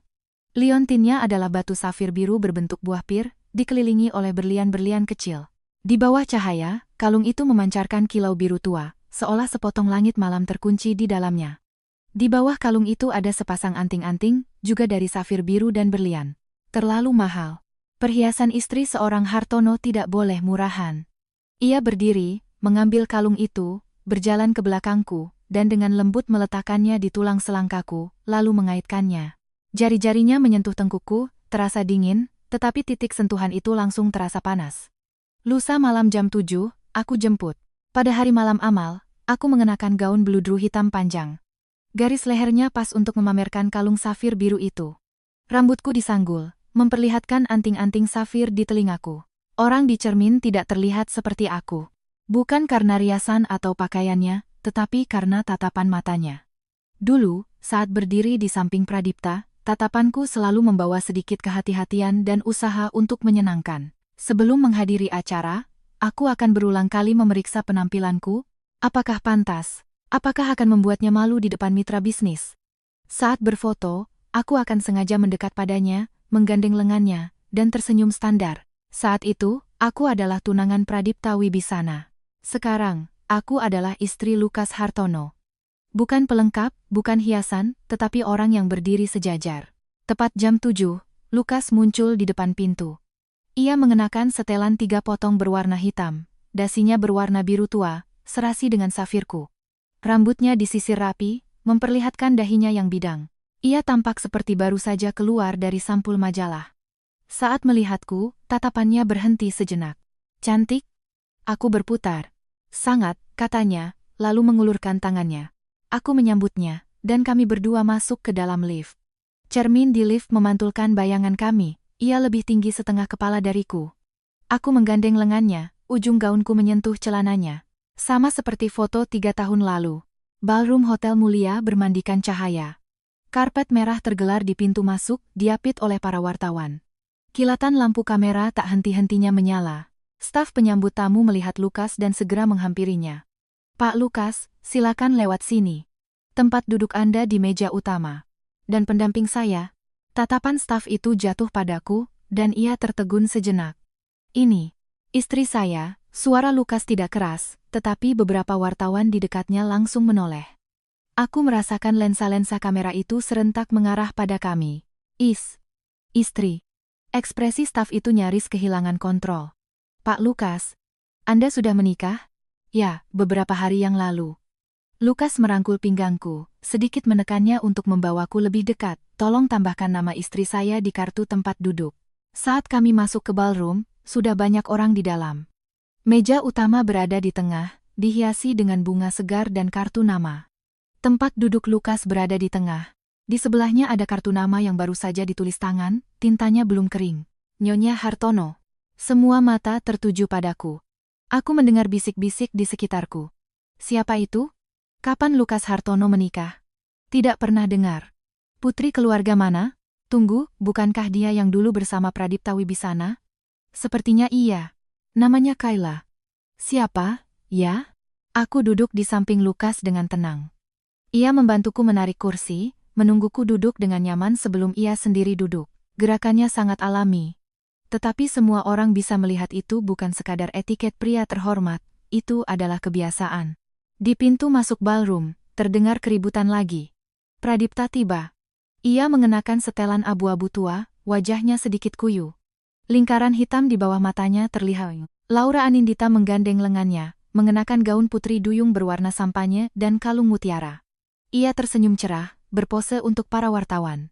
Lalu tatapannya menyapu meja utama, melewati Lukas, dan akhirnya mendarat padaku. Senyumnya membeku. Pradipta juga melihatku. Ia membeku di tempat. Dari seberang ballroom, aku melihat ekspresinya berubah dari kaget menjadi bingung. Dari bingung menjadi marah. Dan dari marah menjadi semacam kekosongan yang belum pernah kulihat sebelumnya. Ia membuka mulut, tidak ada suara yang keluar. Laura menarik lengannya. Pradipta, tempat duduk kita di sana. Pradipta tidak bergerak. Ia melepaskan tangan Laura dan berjalan menuju meja utama. Langkahnya cepat, sepatu kulitnya beradu dengan lantai marmer, menciptakan suara yang tergesa-gesa. Saat ia berhenti di hadapanku, ia terdiam. Kayla. Aku mengangkat kepala menatapnya. Lama tidak bertemu, Pak Wibisana. Pak Wibisana? Bukan Pradipta, bukan Mas Pra, tapi Pak Wibisana. Jakunnya bergerak. Beberapa hari ini kau kemana? Kenapa tidak menjawab telepon? Tatapannya menyapu kalung safir di leherku, tangan Lukas yang berada di sandaran kursiku, dan akhirnya mendarat pada kartu nama bertuliskan tangan di atas meja. Nyonya Hartono. 3 kata itu seperti 3 pisau yang menusuk matanya sekaligus. Kau menikah? Suaranya serak nyaris tak terdengar. Dengan siapa? Lukas berdiri. Ia lebih tinggi setengah kepala dari Pradipta, menatapnya dari atas tanpa ekspresi. Denganku. Tangan Pradipta terkepal, buku-buku jarinya memutih. Kayla, kita bertunangan selama 5 bulan. Kau putus denganku tanpa sepatah kata pun. Lalu langsung menikah dengan orang lain. Suaranya sangat rendah, tetapi setiap katanya seolah dipaksa keluar dari sela-sela giginya. Kau mempermainkanku. Mempermainkanmu? Aku berdiri, menatap matanya sejajar. Pradipta, kau membawa wanita lain ke rumah kita, membiarkannya tinggal di kamar utama, memakai sandalku, menggunakan meja riasku, lalu kau bilang aku yang mempermainkanmu. Wajah Pradipta memucat. Laura hanya menumpang. Aku memotongnya. Menumpang perlu mengganti tanggal pernikahan menjadi tanggal lahirnya? Ia tertegun. Bagaimana kau tahu soal tanggal pernikahan? Laura mempostingnya di media sosial, kataku. Lokasinya di butik gaun pengantin. Keterangannya, mencoba gaun untuk hari H. Kau berdiri di belakangnya, bayanganmu terpantul di cermin. Bibir Pradipta bergerak-gerak, tidak ada yang bisa ia katakan. Laura saat itu juga sudah menghampiri. Ia menggandeng lengan Pradipta, tatapannya menyapu antara aku dan Lukas, lalu ia tersenyum. Kak Kayla, selamat ya. Tidak kusangka kau begitu cepat menemukan pengganti. Ia sengaja menekan kata pengganti. Aku tidak memandangnya. Aku memandang Lukas. Sayang, 2 kata itu keluar dari mulutku, bahkan aku sendiri terkejut. Lukas menunduk menatapku, ada sesuatu yang berkilau di matanya. Ya, Nona ini bilang kau adalah pengganti. Aku meletakkan tanganku di telapak tangannya. Menurutmu? Lukas menggenggam jemariku, ibu jarinya mengusap cincin polos di jari manisku. Lalu ia mengangkat kepala, tatapannya melewati Laura dan mendarat pada Pradipta. Pak Wibisana, suaranya tidak tinggi, tetapi seluruh ballroom menjadi hening. Sesuatu yang kau buang adalah sesuatu yang kumohon selama 3 tahun tapi tidak kudapatkan. Menurutmu, siapa penggantinya? Wajah Pradipta benar-benar kehilangan warnanya. Ia menatapku, matanya berkecamuk dengan emosi yang tidak kumengerti. Kayla. Pak Wibisana, aku memotongnya. Malam ini adalah malam amal, bukan ajang reuni. Tempat duduk Anda di sana. Aku menunjuk dengan daguku ke arah sudut ballroom. Di sana ada sebuah meja yang menempel di dinding, posisinya paling terpencil dengan pemandangan terburuk. Itu adalah tempat yang sengaja diatur oleh Lukas. Pradipta tidak bergerak. Ia menatapku lama, begitu lama hingga para tamu mulai berbisik-bisik. Lalu ia menunduk, berbalik, dan pergi. Laura berjalan cepat dengan sepatu hak tingginya untuk menyusul, ujung gaunnya menyeret di lantai dengan menyedihkan. Mereka duduk di meja di sudut itu. Wajah Laura pucat, bibirnya terkatup rapat, senyum cerah saat ia datang tadi sudah hilang. Pradipta, setelah duduk, tidak meliriknya sama sekali. Tatapannya melintasi seluruh ballroom, melewati bunga dan lilin, melewati orang-orang yang sibuk bersosialisasi, dan mendarat lurus di meja utama. Padaku. Lukas memberikan segelas sampahnya padaku, sedikit menunduk, bibirnya mendekat ke telingaku. Akting yang bagus. Aku tidak berakting, kataku. Tangannya yang memegang gelas berhenti sejenak. Aku menoleh menatapnya. Lampu kristal ballroom memantulkan cahaya kecil di matanya. Memanggilmu sayang tadi bukan akting. Saat acara memasuki pertengahan, Laura mulai beraksi. Sesi lelang amal baru saja dimulai. Barang lelang pertama adalah kalung mutiara antik. Pembawa acara di atas panggung dengan nada dramatis menceritakan asal-usul kalung itu, peninggalan seorang sosialita era kolonial yang telah berkelana ke luar negeri dan akhirnya kembali ke tanah air. Harga pembukaan 200 juta rupiah. Lukas mengangkat papan. 1 kali. 250 juta. Seorang ibu-ibu di meja sebelah menaikkan menjadi 300 juta. Lukas menaikkan lagi menjadi 350 juta. Saat itu, dari sudut terdengar suara manis yang dibuat-buat. 500 juta. Itu Laura. Ia mengangkat papannya, dagunya sedikit terangkat, senyum kemenangan di bibirnya. Setelah menawar, ia sengaja melirik ke arah meja utama, tatapannya berhenti di wajahku. Maksudnya jelas, kalung ini miliknya. Pembawa acara dengan antusias berseru, 500 juta. Nona Laura menawar 500 juta. Ada yang lebih tinggi? Lukas hendak mengangkat papannya lagi, tapi aku menahannya. Jangan, kataku, suaraku tidak keras, tetapi cukup untuk didengar oleh beberapa meja di sekitar. Kalung itu tidak pantas untukmu. Mutiara itu dinilai dari kebulatan dan kilaunya. Untaian itu ukurannya tidak seragam, kilaunya kusam. 200 juta saja sudah terlalu mahal. Biarkan saja dia. Senyum Laura membeku, pembawa acara berdeham canggung. Baik, 500 juta sekali. 500 juta 2 kali. 500 juta 3 kali. Terjual. Selamat untuk Nona Laura. Laura mendapatkan kalung mutiara itu, tetapi ekspresinya seperti baru saja menelan lalat. Lelang berikutnya adalah gelang giok. Hijau zamrud, jernih seperti air musim semi yang membeku, harga pembukaan 1 miliar rupiah. Kali ini Laura tidak menawar. Bukan tidak mau, tapi tidak mampu. 1 miliar bukan jumlah yang kecil baginya. Dan Pradipta, sejak duduk, tidak pernah benar-benar melihat siapapun. Tatapannya terpaku di meja utama, gelas anggur di tangannya terus berputar, tidak diminum setetes pun. Lukas mengangkat papannya. 2 miliar. Seluruh ballroom hening sejenak. Langsung melompat dari 1 miliar ke 2 miliar. Ini bukan lelang, ini pembersihan arena. Tidak ada yang menawar lagi. Saat pembawa acara mengetuk palu, tangannya gemetar. Gelang giok itu diantar ke meja utama. Lukas menerimanya, menarik tangan kiriku, dan memasangkan gelang itu di pergelangan tanganku. Warna hijau giok berpadu dengan kulit putihku, seperti sepotong mata air yang membeku di pergelangan tangan. Ini baru pantas untukmu, katanya. Aku merasakan tatapan dari sudut ruangan itu, suhunya mendadak naik. Pradipta sedang menatapku. Bukan menatap wajahku, tapi menatap pergelangan tanganku. Menatap gelang giok yang melingkar di sana. Ia ingat aku pernah bercerita padanya bahwa nenekku punya gelang giok, peninggalan turun-temurun, yang akhirnya hilang di tangan tanteku. Aku pernah bilang, kalau aku punya uang nanti, aku pasti akan membeli yang serupa. Bukan karena nilainya, tetapi untuk mengenang nenekku. Aku pernah menceritakan ini pada Pradipta, lebih dari sekali. Setiap kali ia hanya berkata, oh ya, nanti kita lihat-lihat, dan setelah itu tidak pernah dibahas lagi. Sekarang gelang itu ada di tanganku, dibeli oleh Lukas Hartono. Pradipta tiba-tiba berdiri. Kursinya bergeser ke belakang, menimbulkan suara gesekan yang memekakkan telinga. Beberapa meja di sekitarnya menoleh. Pradipta. Laura menarik ujung bajunya. Ia melepaskannya, berjalan dengan langkah besar ke meja utama. Kayla, kita perlu bicara. Lukas meletakkan gelas anggurnya, tubuhnya sedikit condong ke depan.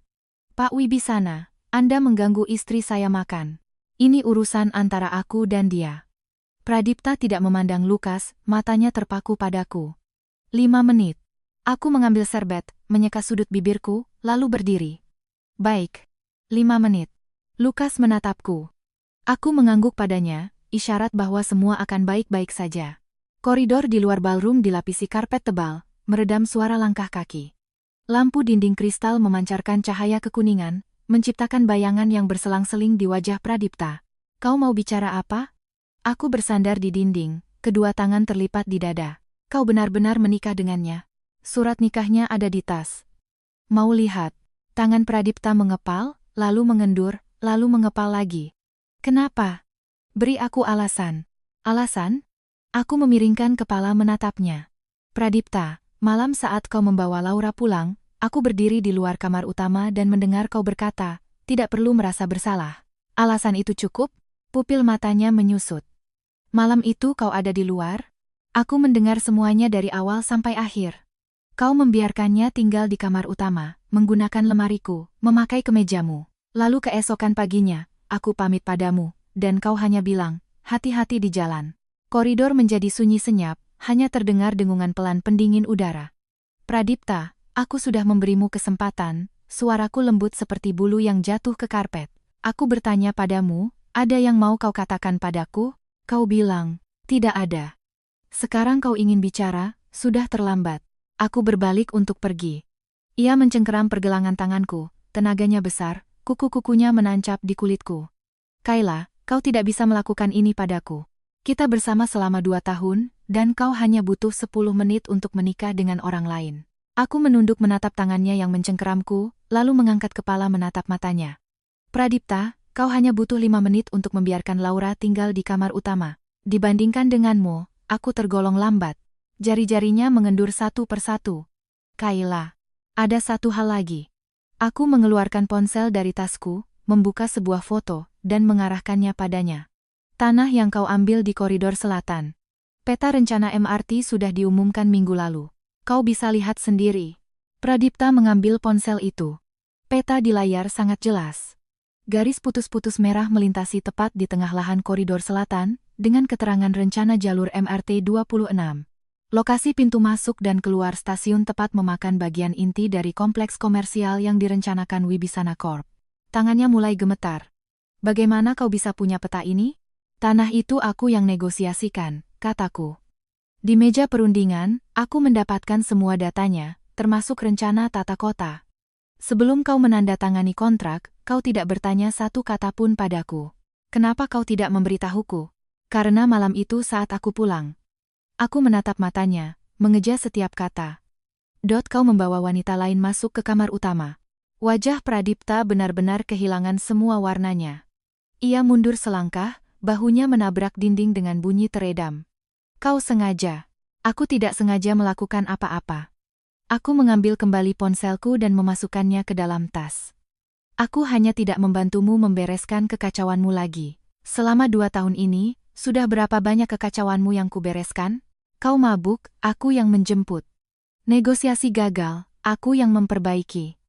Ulang tahun orang tuamu, aku yang memilihkan hadiah. Bahkan surat rekomendasi untuk adikmu kuliah di luar negeri pun aku yang menulisnya. Aku merapikan lengan bajuku yang tadi dicengkeramnya. Di sana masih melingkar gelang giok yang baru saja ia berikan padaku. Pradipta, aku bukan ibumu, bukan pembantumu, apalagi pajangan yang kau simpan di villa. Yang kau inginkan bukan aku. Yang kau inginkan adalah seorang manajer yang bisa mengurus segalanya untukmu, ditambah seorang wanita yang bisa bermanja-manja dan mengagumimu. Laura berhasil memenuhi poin kedua. Aku doakan kalian bahagia. Saat aku berjalan keluar dari koridor, langkahku tidak berhenti. Di belakangku, terdengar suara sesuatu menghantam dinding. Suaranya berat, mungkin kepalan tangan. Laura entah sejak kapan sudah berdiri di tikungan koridor. Wajahnya sangat buruk. Di tangannya masih tergenggam kalung mutiara seharga 500 juta itu. Untaian mutiara itu meninggalkan bekas di sela-sela jarinya. Kayla, kau sengaja, kan? Kau hanya ingin membuatnya menyesal. Aku berhenti, menoleh padanya. Dia menyesal atau tidak, sudah tidak ada hubungannya denganku. Jangan pura-pura suci. Suara Laura melengking. Kau menikah dengan yang lebih kaya, lalu ingin kembali menginjak-injak kami. Kau pikir kau ini siapa? Aku ini siapa? Aku berbalik, berjalan selangkah demi selangkah ke arahnya. Laura, sandal yang kau pakai itu milikku. Meja rias yang kau gunakan itu milikku. Pria yang kau gandeng itu pria yang tidak kuinginkan. Ia terdorong mundur oleh kata-kataku.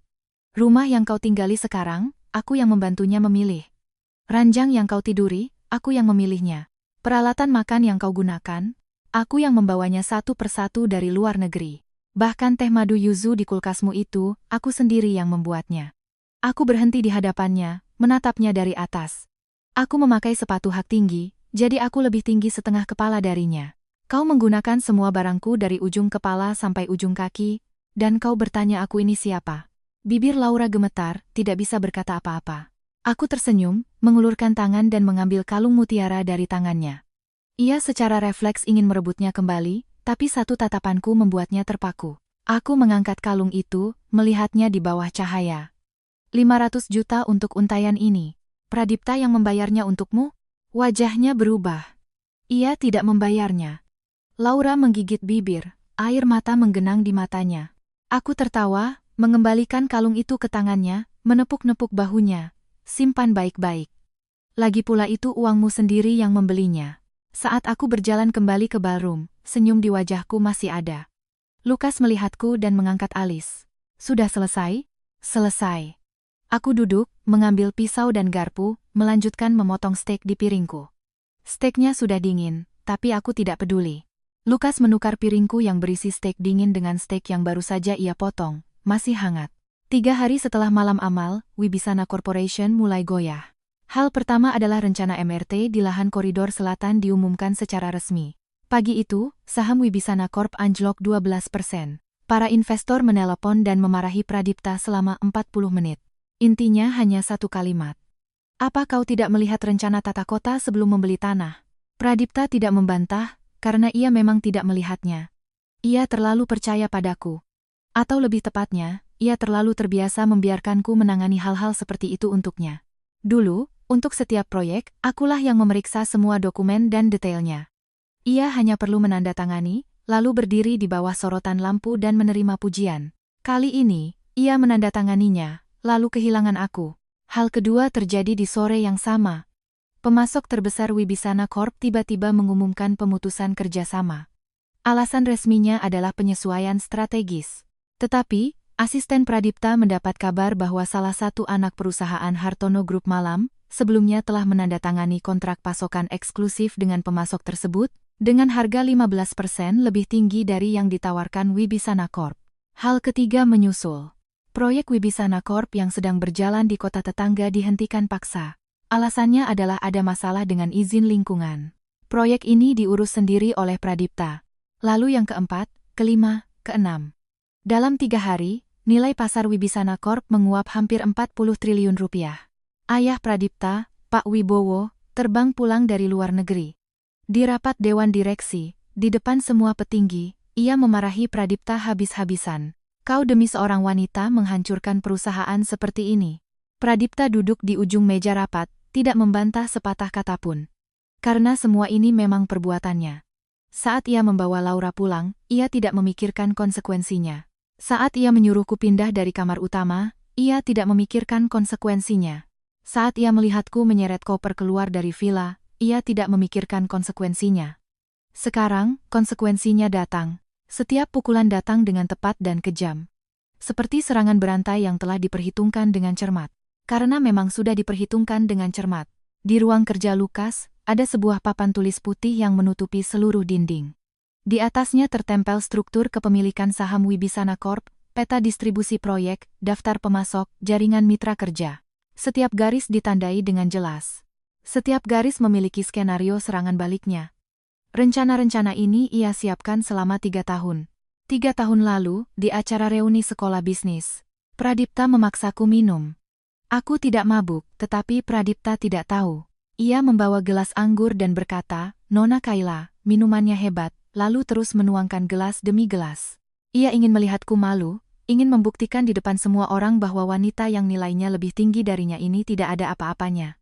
Lukaslah yang menarikku dari meja itu. Ia membawaku ke depan toilet, memberiku sebotol air mineral, lalu berdiri di depan pintu menjaga agar tidak ada yang masuk. Malam itu ia tidak mengatakan apa-apa. Tapi sejak hari itu, data-data Wibisana Corp mulai muncul satu persatu di papan tulisnya. Kau sudah mempersiapkannya sejak saat itu. Aku berdiri di ambang pintu ruang kerja, menatap papan tulis itu. Lukas duduk di belakang meja, memegang spidol merah. Kenapa tidak memberitahuku? Karena saat itu kau masih menyukainya. Ia meletakkan spidolnya. Aku tidak bisa membuatmu merasa seolah aku memaksamu memilih. Aku masuk ke ruang kerja, duduk di kursi di seberangnya. Di papan tulis, nama Pradipta Wibisana dilingkari dengan spidol merah. Di sampingnya ada banyak garis, dan di ujung setiap garis tertulis selesai. Kurang berapa lagi? Tanyaku. Kurang langkah terakhir. Lukas mengambil sebuah dokumen dari laci dan mendorongnya ke arahku. Proyek Pusat Logistik Wibisana di Cikarang adalah sumber uang tunai terakhir mereka. Begitu proyek ini gagal, arus kas mereka tidak akan bertahan lebih dari sebulan. Aku membuka dokumen itu. Di dalamnya ada salinan kontrak penggunaan lahan Pusat Logistik Cikarang dan peta rencana tata kota. Tanah ini bermasalah? Tidak ada masalah. Lukas bersandar di kursinya. Tanahnya bagus, lokasinya juga. Izinnya lengkap. Pradipta memang tidak melakukan kesalahan dalam proyek ini. Lalu bagaimana kau akan menghentikannya? Aku tidak akan menghentikan proyeknya. Aku mengangkat kepala menatapnya. Mata Lukas memantulkan cahaya lampu meja, tenang dan mantap. Aku akan menghentikan orang-orangnya. Keesokan harinya, Kepala Insinyur Proyek Wibisana Corp di Cikarang beserta seluruh tim teknisnya mengundurkan diri secara massal. Pradipta menawarkan gaji 3 kali lipat untuk menahan mereka. Tetapi tidak ada yang bertahan. Karena Hartono Group tidak hanya menawarkan gaji, tetapi juga saham. 5 hari kemudian, Pradipta duduk sendirian di kantornya di gedung Wibisana Corp. Seluruh gedung itu kini menjadi miliknya. Di jendela kaca, ia menatap pantulan dirinya. Kaca itu dingin, rasa dinginnya merambat dari telapak tangan hingga ke jantung. Ada satu hal lagi. Asistennya meletakkan dokumen lain di meja. Anak perusahaan dana dari Hartono Group telah mengirimkan surat penawaran akuisisi. Pradipta berbalik dengan cepat. Akuisisi apa? Mengakuisisi kepemilikan Wibisana Corp di lahan koridor selatan dan 51% saham Pusat Logistik Cikarang. Harganya?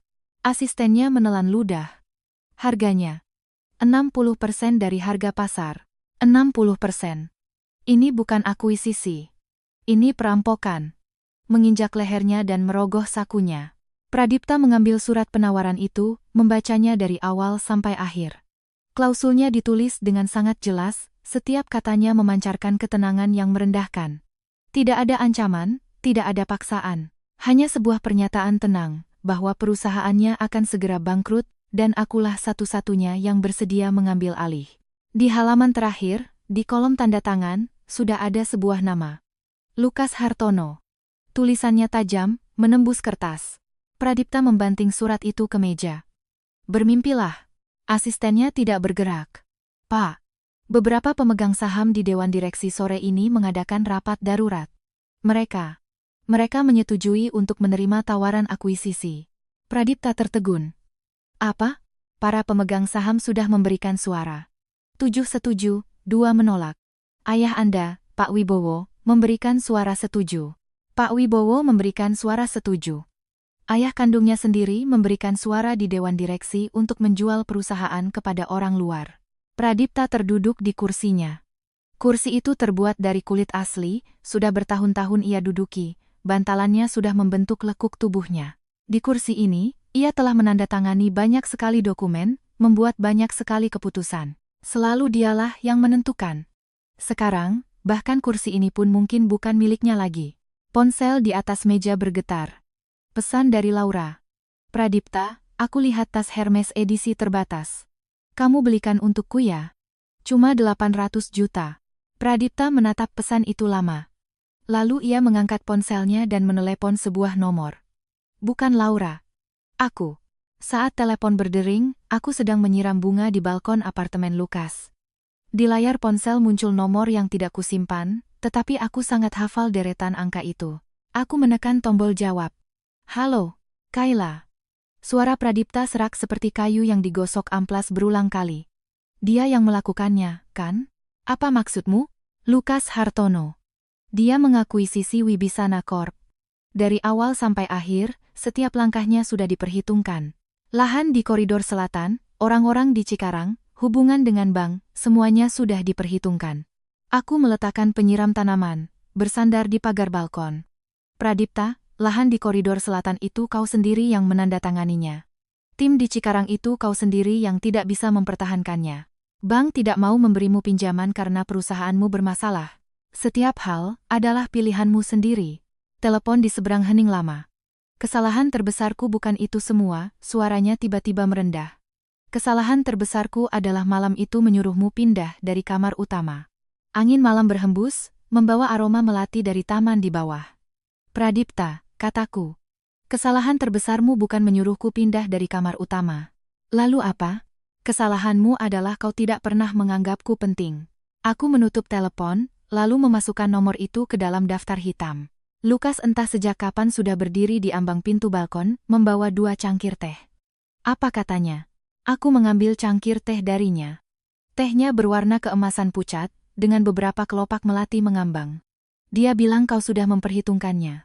Lukas bersandar di kusen pintu, menyesap tehnya. Dia benar. Lalu apa yang kau perhitungkan?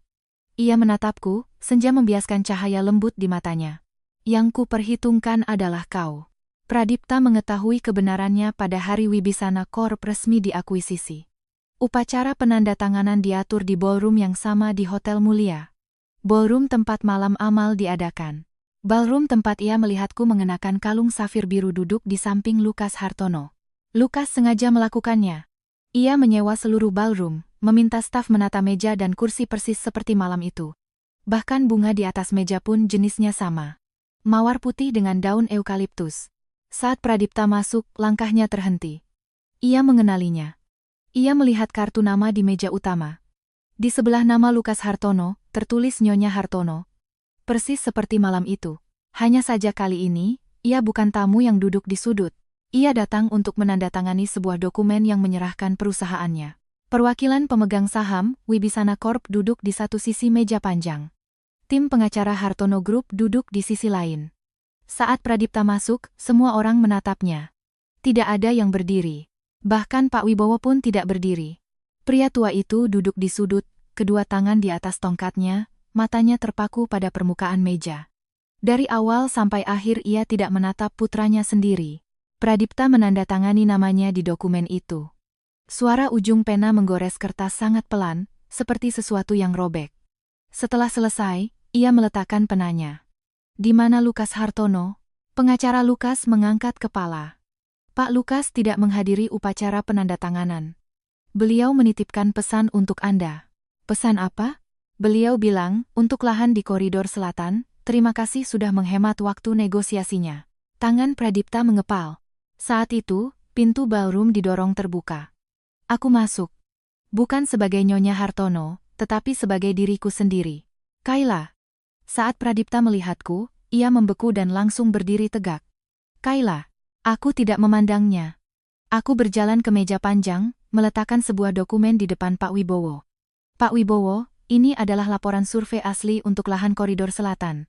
Sebelum putra Anda menandatanganinya, laporan ini sudah ada di ruang arsip Wibisana Corp. Pak Wibowo mengambil laporan itu, membaliknya beberapa halaman, wajahnya berubah. Pradipta. Suara pria tua itu tidak tinggi, tetapi terdengar jelas di seluruh ballroom. Laporan ini, apa kau sudah membacanya? Pradipta tertegun. Laporan apa? Laporan survei geologi. Di dalamnya tertulis dengan jelas bahwa di bawah lahan ini ada rencana jalur MRT, tidak cocok untuk pengembangan komersial. Laporan ini sudah dikirim ke kantormu 3 bulan yang lalu. Wajah Pradipta benar-benar kehilangan warnanya. Tidak mungkin. Aku tidak pernah menerimanya. Kau menerimanya, kataku. Semua mata tertuju padaku. Laporan itu aku sendiri yang meletakkannya di kotak dokumenmu, tanggal 12 Maret. Hari Senin. Setelah kau selesai rapat pagi, di kotak dokumenmu ada 7 dokumen yang harus ditandatangani. Laporan ini adalah yang ketiga. Tatapan Pradipta menjadi kabur, seolah berusaha keras mengingat pagi hari Senin 3 bulan yang lalu, 12 Maret, ia bergumam. Sore itu kau pulang lebih awal, kataku. Karena Laura menelepon bilang dia tidak enak badan. Kau menjemputnya, menemaninya jalan-jalan. Malamnya kau memposting 9 foto di media sosial. Foto di tengah adalah saat ia melempar koin ke kolam harapan. Tangan Pradipta mulai gemetar. Kau tidak pernah kembali ke kantor lagi. Dari 7 dokumen itu, kau hanya menandatangani 2 yang paling atas. 5 dokumen di bawahnya, termasuk laporan survei itu, kau bahkan tidak membukanya. Ballroom menjadi sunyi senyap, hanya terdengar dengungan pendingin udara. Pak Wibowo menghentakkan tongkatnya ke lantai. Pradipta. Bahu Pradipta tersentak. Kau demi seorang wanita bahkan tidak membaca dokumen perusahaan lagi? Pradipta tidak bicara. Ia menatapku, matanya berkecamuk dengan emosi yang rumit. Kau tahu laporan itu ada di sana, katanya, suaranya serak. Kau sengaja menaruhnya di urutan ketiga. Kau sudah memperhitungkan aku tidak akan melihatnya. Kenapa? Kenapa kau tidak mengingatkanku? Aku tersenyum. Pradipta, aku adalah tunanganmu, bukan sekretarismu. Aku membantumu memeriksa dokumen adalah karena perasaan, tidak membantumu adalah kewajiban. Kau menganggap perasaanku sebagai hal yang seharusnya, jadi jangan salahkan aku saat kewajiban datang tiba-tiba. Pak Wibowo berdiri, jarinya menunjuk Pradipta, gemetar karena emosi. Kau dengar itu? Kesalahanmu sendiri, tidak bisa menyalahkan orang lain. Perusahaan ini di tanganmu selama 5 tahun, apa yang pernah kau capai? Mana ada satupun yang bukan karena Kayla yang membantumu di belakang? Kau pikir kau sehebat apa? Bibir Pradipta bergerak-gerak, tidak ada yang bisa ia katakan. Pak Wibowo berjalan keluar dengan tongkatnya. Saat melewatiku, ia berhenti sejenak. Nona Kayla, suara pria tua itu merendah. Keluarga Wibisana berhutang padamu. Tidak perlu sungkan, Pak Wibowo, kataku. Semua sudah berlalu. Pak Wibowo mengangguk, melanjutkan langkahnya. Saat sampai di pintu, ia menoleh menatap Pradipta. Pradipta, kakekmu dulu mendirikan Wibisana Corp dengan modal Rp200.000 di sakunya. Kau, dalam 5 tahun, menyerahkan hasil kerja keras 3 generasi kepada orang lain. Pintu tertutup. Di ballroom hanya tersisa Pradipta, aku, dan beberapa pengacara yang sedang merapikan dokumen. Pradipta bersandar di tepi meja, seluruh tubuhnya seolah kehilangan tulang. Kayla. Ya. Sejak kapan kau mulai merencanakannya? Sejak pertama kali kau membiarkan Laura duduk di kursi penumpang depan. Pupil matanya menyusut. Kejadian itu, mungkin ia sudah lupa. Tapi aku tidak. Hari itu adalah ulang tahun pertama kami. Aku sudah memesan restoran, mengenakan gaun baru, menunggunya di bawah. Mobilnya berhenti di depanku. Pintu penumpang depan terbuka, Laura turun dari sana, mengenakan sepatu hak tinggi dan terkilir. Ia mengulurkan tangan memegangi pinggangnya. Laura searah, jadi aku ajak sekalian, katanya, nadanya santai seolah sedang membicarakan cuaca. Makan malam itu aku nyaris tidak makan apa-apa. Laura duduk di seberangku, tersenyum manis dan polos. Kak Kayla, jangan salah paham ya, aku dan Mas Pra hanya teman. Pradipta di sampingnya mengangguk. Itu pertama kalinya aku melihat Laura duduk di kursi penumpang depan. Bukan yang terakhir kalinya. Pradipta, kataku. Kau tahu? Wanita tidak pernah pergi tiba-tiba. Semua kepergian adalah karena kekecewaan yang sudah terkumpul. Kenapa kau tidak bilang padaku? Aku sudah bilang, aku menatap matanya. Aku sudah bilang berkali-kali. Aku mengirim pesan, bisa pulang lebih awal hari ini? Kau bilang sibuk. Aku bilang, kursi penumpang depan, jangan biarkan orang lain duduk. Kau bilang aku picik. Aku bilang, tatapan Laura padamu aneh. Kau bilang aku terlalu banyak berpikir. Aku mengeluarkan ponselku, membuka riwayat obrolan setahun yang lalu, dan mengarahkannya padanya.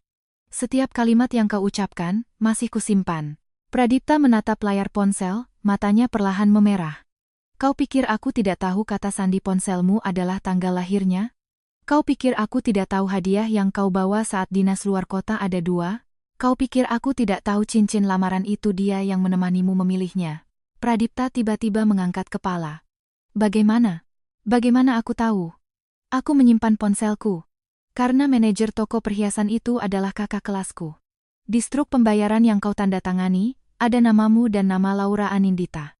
Tubuh Pradipta bergoyang. Pradipta, malam kau melamarku, kembang apinya sangat indah, kataku, suaraku tenang seolah sedang menceritakan kisah orang lain. Tapi orang yang berdiri di bawah kembang api itu, sejak saat itu, bukan lagi dirimu. Aku berbalik dan berjalan keluar dari ballroom. Di belakangku terdengar bunyi gedebuk. Pradipta berlutut. Suara lututnya menghantam lantai marmer sangat keras, seperti sekarung semen yang jatuh dari ketinggian. Aku tidak menoleh. Di koridor, Lukas bersandar di dinding menungguku. Ia sudah berganti pakaian menjadi setelan biru tua, tidak memakai dasi.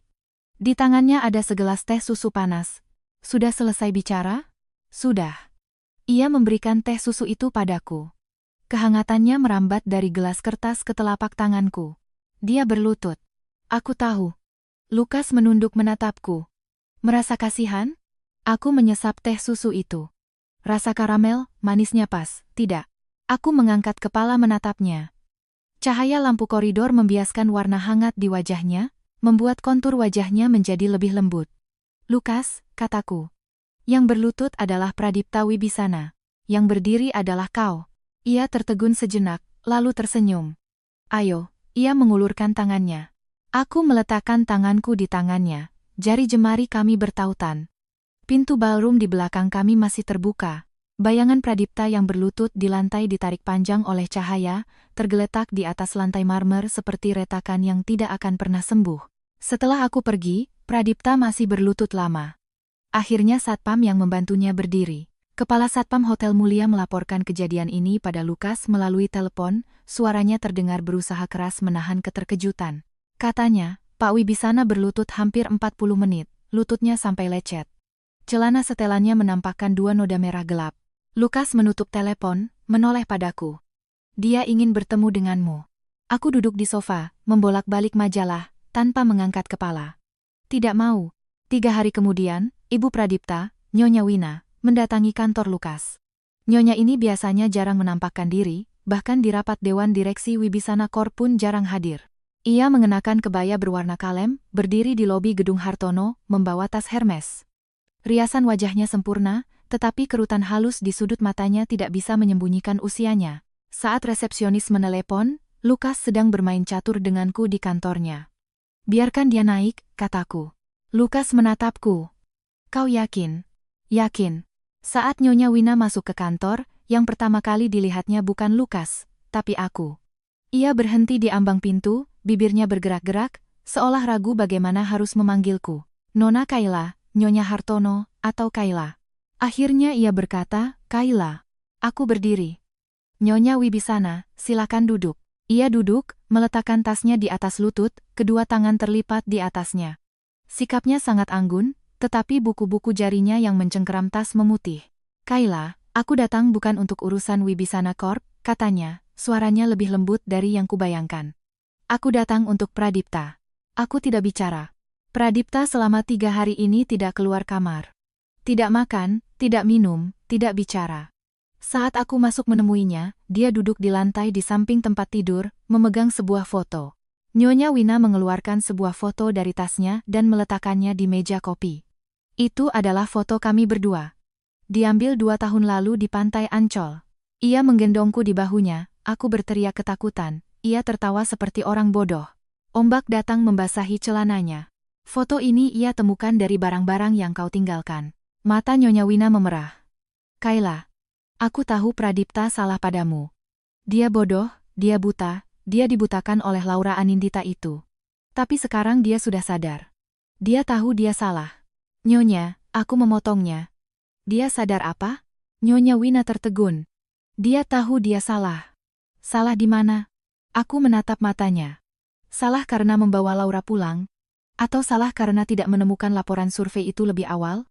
Salah karena menyuruhku pindah dari kamar utama? Atau salah karena tidak menyangka aku akan benar-benar pergi? Nyonya Wina tidak bisa menjawab. Dia bukan tahu dia salah, kataku. Dia hanya tidak bisa menanggung akibat dari kehilangannya. Jika Lukas tidak mengakui sisi Wibisana Corp, jika lahan di koridor selatan tidak bermasalah, jika dia sekarang masih menjadi tuan Wibisana yang terhormat, menurutmu apa dia akan berlutut di ballroom itu? Bibir Nyonya Wina bergetar, air matanya akhirnya jatuh. Tapi, dia sekarang sangat menderita. Itu yang pantas dia dapatkan. Saat Nyonya Wina pergi, ia berdiri lama di depan pintu. Ia tidak lagi memohon. Hanya menoleh menatapku sekali lagi, tatapannya mengandung emosi yang rumit. Penyesalan, kasihan, dan juga pasrah. Setelah pintu tertutup, Lukas mengambil satu bidak hitam dari papan catur dan meletakkannya di sudut. Aku menunduk melihat papan catur. Bidak putihku terdesak, terkepung dari segala sisi.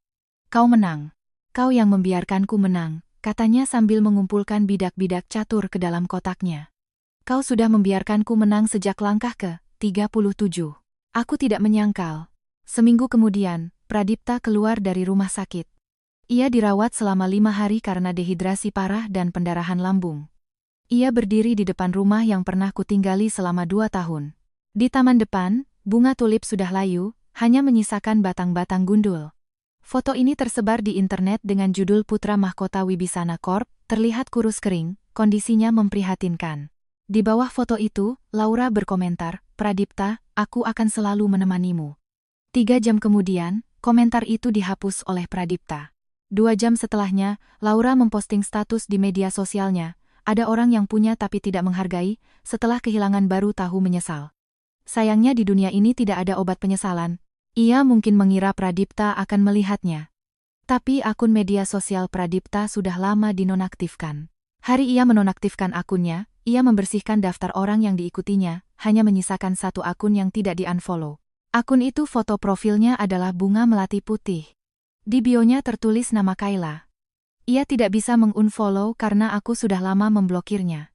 Setengah bulan kemudian, pernikahanku dengan Lukas diadakan di kediaman lama keluarga Hartono. Tidak ada media, tidak ada pesta mewah. Hanya kurang dari 50 tamu. Nenek Lukas duduk di kursi roda, didorong oleh seorang pengurus, dari awal sampai akhir tersenyum bahagia melihat kami.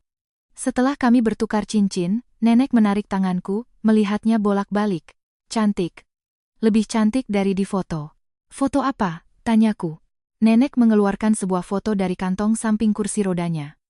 Itu adalah foto dari acara tahunan sekolah bisnis 3 tahun lalu. Aku mengenakan gaun malam, berdiri di dekat jendela. Lukas berdiri di belakangku, kami berdiri sangat dekat. Anak ini menaruh foto ini di samping tempat tidurnya selama 3 tahun, nenek tertawa hingga matanya menyipit. Aku bilang padanya, "Kalau suka, kejar saja." Dia bilang tidak bisa, gadis itu sudah punya orang lain. Aku menoleh menatap Lukas. Ia sedang berbicara dengan pengiring prianya, telinganya sedikit memerah, nyaris tak terlihat. Saat pernikahan selesai, seorang pengurus rumah membawakan sebuah amplop. "Tuan Lukas," ada yang meletakkannya di depan pintu. Lukas membuka amplop itu. Di dalamnya ada sebuah cek dan secarik kertas. Jumlah di cek itu adalah 3 kali lipat dari harga akuisisi lahan Wibisana Corp di Koridor Selatan. Di kolom keterangan tertulis permohonan pembelian kembali lahan Koridor Selatan dengan harga asli. Di kertas itu hanya ada 1 baris tulisan tangan Pradipta, "Kayla, aku sudah membeli kembali perusahaannya. Bisakah kau kembali?" Lukas memberikan kertas itu padaku. Aku melihatnya sekilas. Lalu melipatnya lagi dan lagi hingga menjadi sebuah kotak kecil. "Bagaimana menjawabnya?" tanya Lukas. Aku meletakkan lipatan kertas itu ke dalam tempat lilin di atas meja. Api menjilatnya, sudutnya melengkung, menghitam, lalu menjadi abu. Tidak dijawab. Lukas menatapku selama 3 detik, lalu mengulurkan tangannya.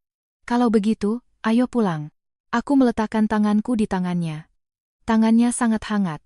Saat kami melangkah keluar dari gerbang kediaman Hartono, hari sudah gelap. Semburat senja terakhir di langit mulai memudar, malam yang biru tua merayap dari timur. Di bawah pohon beringin di luar gerbang, berdiri seseorang. Hoodie abu-abu, topinya diturunkan. Pradipta. Ia sangat kurus. Hoodie-nya terlihat kebesaran di tubuhnya, seperti baju pinjaman. Janggutnya mungkin sudah beberapa hari tidak dicukur, dagunya terlihat kehitaman. Melihatku keluar, ia melangkah maju. Tangan Lukas sedikit mengencang. "Perlu aku urus?" "Tidak perlu." Aku melepaskan tangan Lukas dan berjalan ke arah pohon beringin itu. Mata Pradipta berbinar. "Kayla." Aku berdiri sekitar 3 langkah darinya. "Ceknya sudah diterima. Lahan Koridor Selatan tidak dijual." Ia tertegun. "Kau mau berapapun, akan kuberikan. Bukan masalah uang." Aku mengeluarkan sebuah undangan merah dari sakuku dan memberikannya padanya. "Untukmu." Pradipta menerimanya, membukanya. Di dalamnya ada namaku dan nama Lukas. Tulisan emas di atas dasar merah menyala, meriah. Di bagian paling bawah tercetak 1 baris kalimat kecil. "Menggenggam tanganmu, menua bersamamu." Tangannya yang memegang undangan itu gemetar. Kau datang untuk memberiku undangan. Pernikahannya sudah selesai hari ini. Ini untuk menebusnya, kataku, suaraku tenang. "Pradipta, Kau dulu selalu bilang aku melakukan sesuatu tanpa menyisakan jalan keluar. Hari ini, aku menyisakan jalan keluar. Undangan ini adalah jalan keluar yang kutinggalkan untukmu. Jalan keluar apa? Ia mengangkat kepala menatapku, matanya penuh dengan guratan merah. Kayla, aku benar-benar tahu aku salah. Beri aku satu kesempatan lagi. Cukup satu kali. Pradipta, aku memotongnya. Kau tahu apa perbedaan terbesar antara kau dan Lukas? Ia tertegun. Saat kau menyuruhku pindah dari kamar utama, kau berkata hati-hati di jalan, kataku. Saat ia membiarkanku tinggal di apartemen itu, ia berkata, kuncinya kan sudah kuberikan padamu. Angin malam berhembus, daun-daun beringin berdesir. Satu mendorongku keluar, satu menarikku masuk. Menurutmu, aku akan memilih siapa? Air mata Pradipta akhirnya jatuh. Ia berlutut di bawah pohon beringin, di hadapanku. Tangannya mencengkeram undangan merah itu, buku-buku jarinya memutih. Kayla, Pradipta, seumur hidupmu ini, kau telah belajar satu hal, aku menunduk menatapnya. Tidak semua orang yang pergi akan kembali. Aku berbalik, berjalan kembali ke sisi Lukas. Ia mengulurkan tangannya, aku menggandengnya. Saat pintu mobil tertutup, aku mendengar suara tangisan serak dari belakang. Kayla. Suara itu ditarik panjang oleh angin malam, seperti luka yang tidak akan pernah sembuh. Aku tidak menoleh. Mobil keluar dari jalan rindang kediaman Hartono, berbelok ke jalan raya. Lampu-lampu kota berkelip-kelip di luar jendela, merah, kuning, biru, putih, seperti kembang api yang tidak pernah usai. Lukas memegang kemudi, profil wajahnya digaris oleh cahaya lampu jalan, menciptakan siluet yang indah. Menangis? Tidak. Ia menoleh melirikku, lalu mengulurkan tangan kanannya dan menggenggam tanganku yang berada di atas lutut. Dan tidak akan pernah lagi. Aku menyandarkan kepalaku di sandaran kursi, menatap kota yang mengalir di luar jendela. Ya, tidak akan pernah lagi.